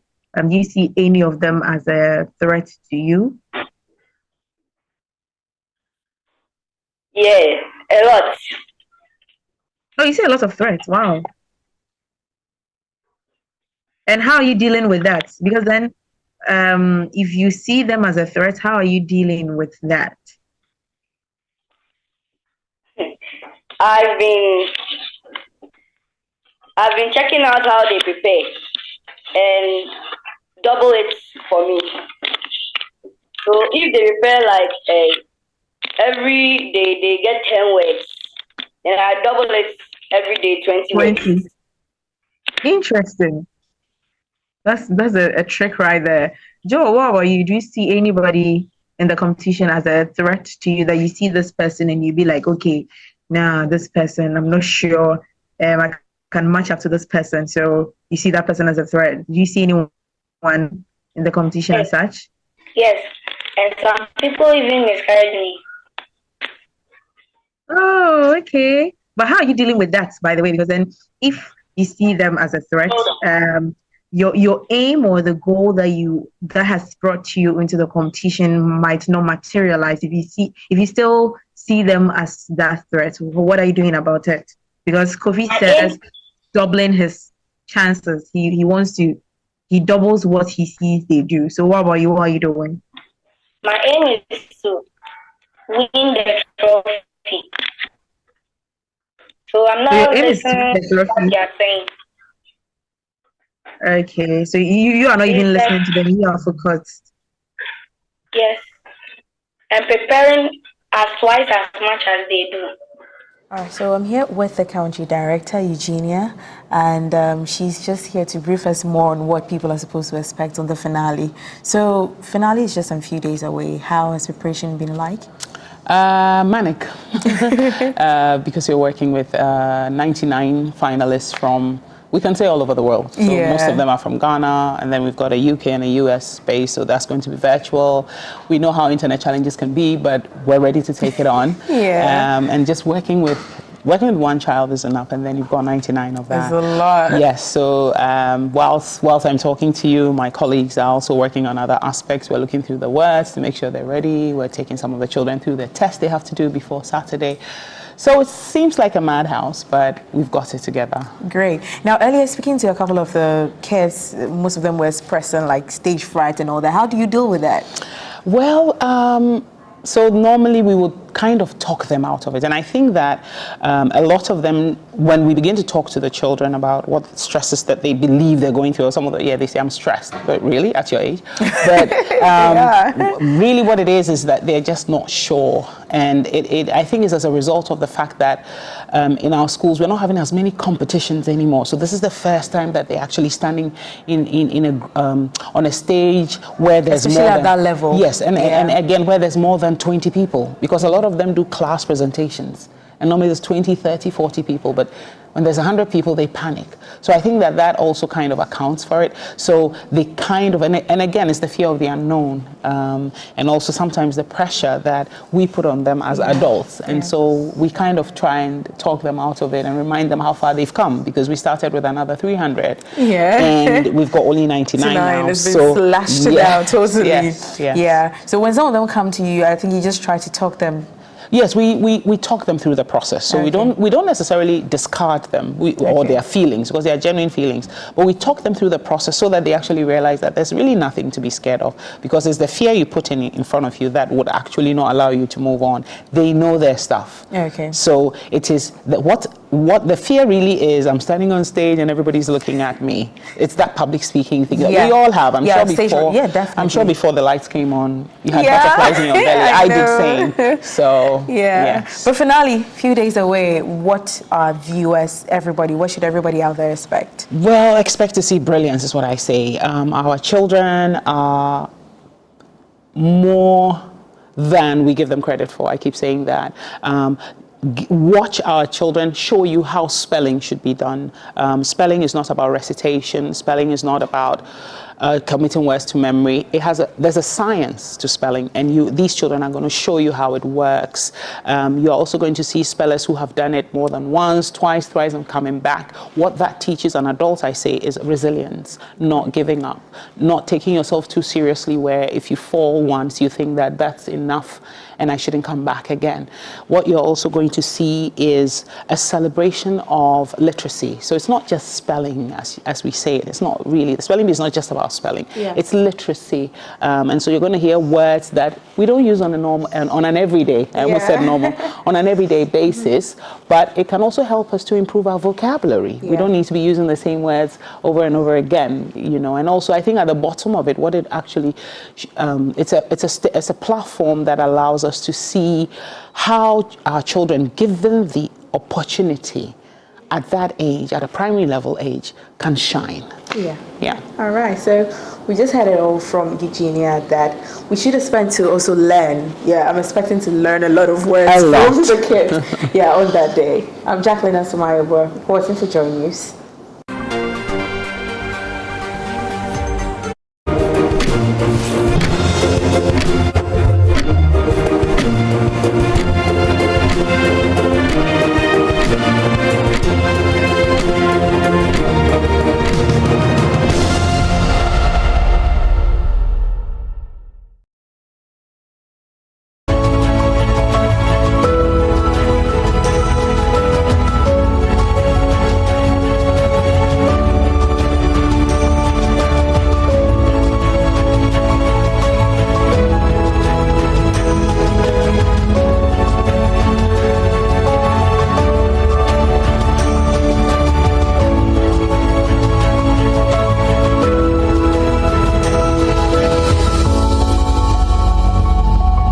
Hello there.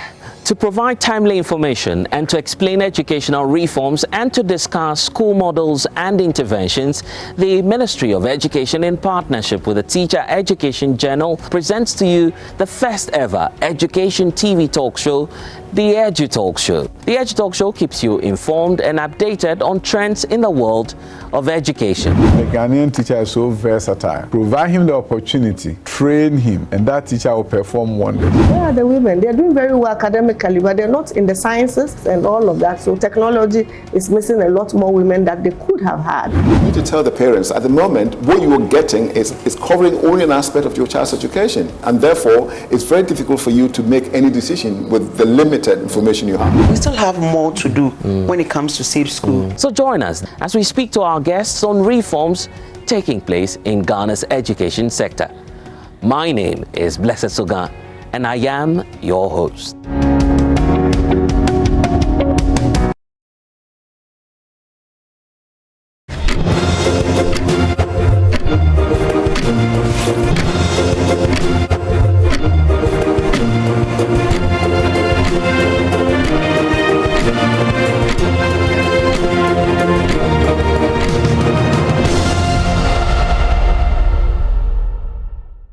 This is the last leg on the AM show today, Friday, the 3rd of February, 2024. And it's been a while you saw Benjamin and I together on sets. Benjamin.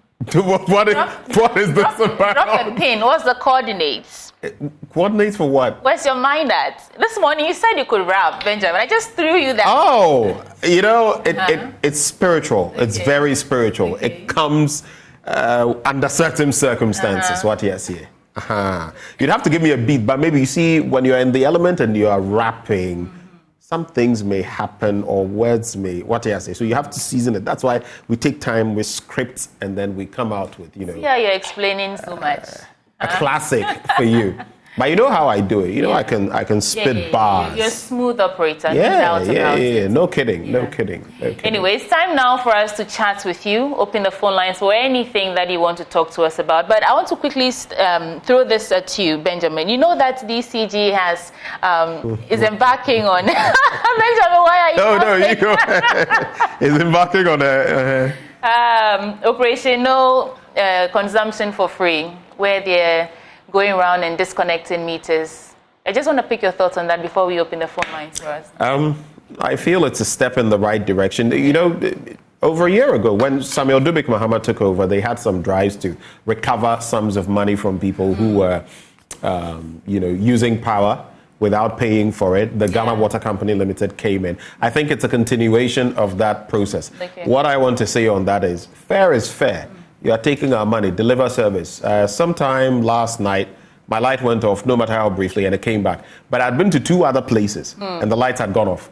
So later at night, when it went off at my end, I was wondering what exactly is going on. But anyway, we do know that they are not producing the power. No, they're not. They are distributing the power. Yes.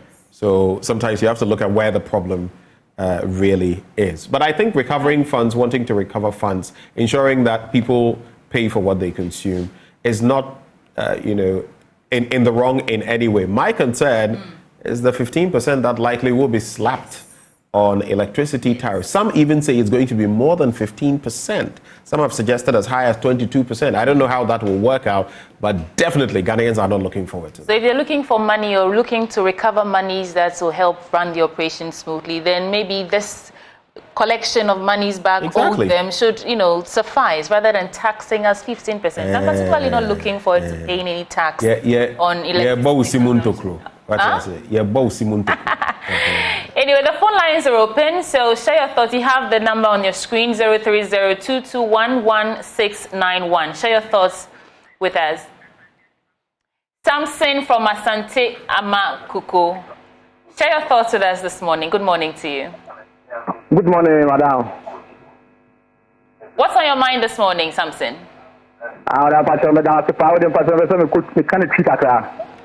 Samson, it's an English show. We beg of you. Can you speak English? Do you speak English, right? He can mix for us. Do you speak English? No.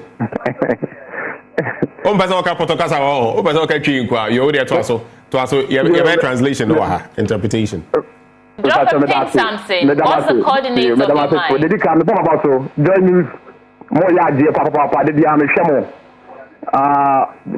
Ghana BBC anymore. The Mapamo Bono. The name could move papa. Ghana. Oh, yes, Ghana BBC. Mona news pa, Shamwa. After the Hopepe. It's in Yamisha. Now on Yambo na Juan Koso. Namisha, Mohaka says Ghana, I had James, and I'm not going to Ghana for Mobona, entity a son of Kakra. They say, oh, my bar, also tractor on the credit. Now, so I'm for the advantage. And now, somebody also can go Ghana for some on the Nebiana, say, you need to. And that's Sileno. Oh, Ghana for Mobo. Ghana for Parato Mutabamano. But Obano will tell you to Nobo, look for any youth in New York. That's the Monamoka with TV, over you to Nobo. There's a youth in any Buano. So they were coffee, a double coffee, a crowd you to be fast with the Patamona or Timo. The Missa said, only you to be you cry. And yes, Senator Nabaroma said a Panatono, over you to Nobo, never like a idea. Offer my youth, no one is born in a free so. They say, you could tell the bar or say what I at the Vata to so. They say, Okofoka or say, Dick or 12 floor. Over book and even agree so. Yes, yes, yes, let's say, what was it talk for to you? No, what to have a number two Kassikamu. Something to carry on with the edge me. Utima, or neither boy, Busa, or talk papa. Can't that yard so over G. And what they drink, two cannot say idea. And that is what we are about. No need to any fiso. Nagana, your money Jimpa. Madame Asipa, Yamin Shamo, Madame Asi. Yeah, that's a very sir. Now do the translation. Over to you. So for people like me who don't speak so much Tree, Etwa is taxes, not anything else, right? Etwa, so he was complaining about the taxes. The government is burdening Ghanaians with. He's appealing to Akufo-Addo to do something about the taxes. He was also commending us at the start for the work we've been doing. Oh, we have another caller on the line. Yeah, Mohammed from Mankesim. Hello. Hi, Mohammed. How are you feeling this morning? Good morning. Good morning. Like I said earlier, it's very frustrating when we talk about this country's problems we are going through. The one thing I have realized is, in as much as things are very tough, the government is burdening us with taxes and what have you, and have not been able to live up to expectations as we've all wanted. One thing I think is really, even giving the chance for the government to even sometimes cause us more problems is some of we the youth, the way we behave. Sometimes you can go to some places where they will be making politics and they will make it so obvious that I'm for this party. No matter what they do, whether it's wrong or bad, I'm for this party. So in this sense, it has got to some of the governments that, no, I already have the vote of these people. So the others who are not in for me, the only thing I will have to do is to convince the others so that I can get the vote of them. That's all. Because they don't listen to us. We will vote for them, we will give them our mandate. But what do? they don't do what we expect from them. So it's really troubling. It's really troubling. Look at this emission levy they brought. Already we have e-levy on us. We did not see any other thing. There was no any other stakeholders consultation for we to even say that yes, we really want it or not. They just pass it. And in this case, when it's time for election, what do? They will come and still burden us. They will bring us some foodstuffs, machines, and all of that. Some of us with short memory, you also take it and go and vote for them again. It's really troubling. It's about us stand on our feet, make it clear. Me, for instance, I've always said, I'm not for party A, I'm not for party B. When you come, I will just look at my lifestyle within that 4 years or 8 years period. When whatever you did or your policies you implemented impacted my life positively, that is when I'll vote for you. If I would have to make sure that you go, I'll vote for a different person. But some of us, we don't do that. Immediately they bring us some cheap things to come and convince us, we just go there and vote for them. So we are part of the problem as well. We are part of the problem as well. Thank you so much. Thank you so much, Emmanuel. You know, his comments bring to mind yesterday when we went to Bawe. One of the respondents who spoke to us was saying that the reason the place is so bad, the reason the road situation is that terrible is because the people will go and collect 200 cedis, 300 cedis from the MPs and still vote for them. Yeah. You know, to the detriment of the development in the community. So most Ghanaians share his sentiment. Anyway, this is Have Your Say. We have Joseph from Kaswa. Joseph, good morning. Welcome on the show. The stage is yours. Yeah, good morning. How are you? I'm lovely, thank you. Okay. Well, I'm calling because of this issue that you guys are discussing this morning. And then my problem now is, I don't know if you guys can find a way and ask UTG certain questions for us. I can't understand the reason why they are just sending us some bills that we don't understand. But if you ask them, they say they can't explain to you. I've been to the office. I went there with some documents. So they said they cannot give me why the bill has gone up. Can you imagine a meter that was disconnected in October? That's the meter is still the same where the number is, the reading is. Are you still there, Joseph? And then now all of a sudden the thing has shoots to 3,337. If you ask them to explain to you, they say they cannot. But yet they want their money. How is that possible? Now I just checked, they gave me a bill of a meter that was disconnected in October. November bill came, October bill came, and then December bill came. January bill has come. So if you guys can find out for us, I think we'll be happy, because the fact that they mean ban it does not mean they should just, push us to pay anything at all. But if you ask them to explain, they say they cannot explain. But you still have to pay. Thank you. Thank you so much, Joseph. Benjamin. Well, here we are. Hello. I think we have a last caller on the line. We have a caller from Kaswa. Hello, good morning. Hello, good morning, sir. What's your name, please? My name is Marvin. Mawuli. Marvin. Is it Marvin or Mawuli? Marvin. Marvin. Oh, sorry, I butchered your name. But Mawuli is not a bad name, is it? Anyway, what are your thoughts for us this morning? Please, the current administration, I don't know if they want us to, especially the youth, run from the country, they should tell us so that we see that. Because now we don't even find work to do, and the kind of process that they are enforcing on us is very abnormal. So please, you have to do something about that. So they are making people some rules. Marvin, it's difficult hearing. I don't know, there's a little challenge with the line. You say this administration is making it difficult to do what? I say it's making it difficult for the youth, especially the youth that are in the family. Oh, okay. Marvin, thank you so much.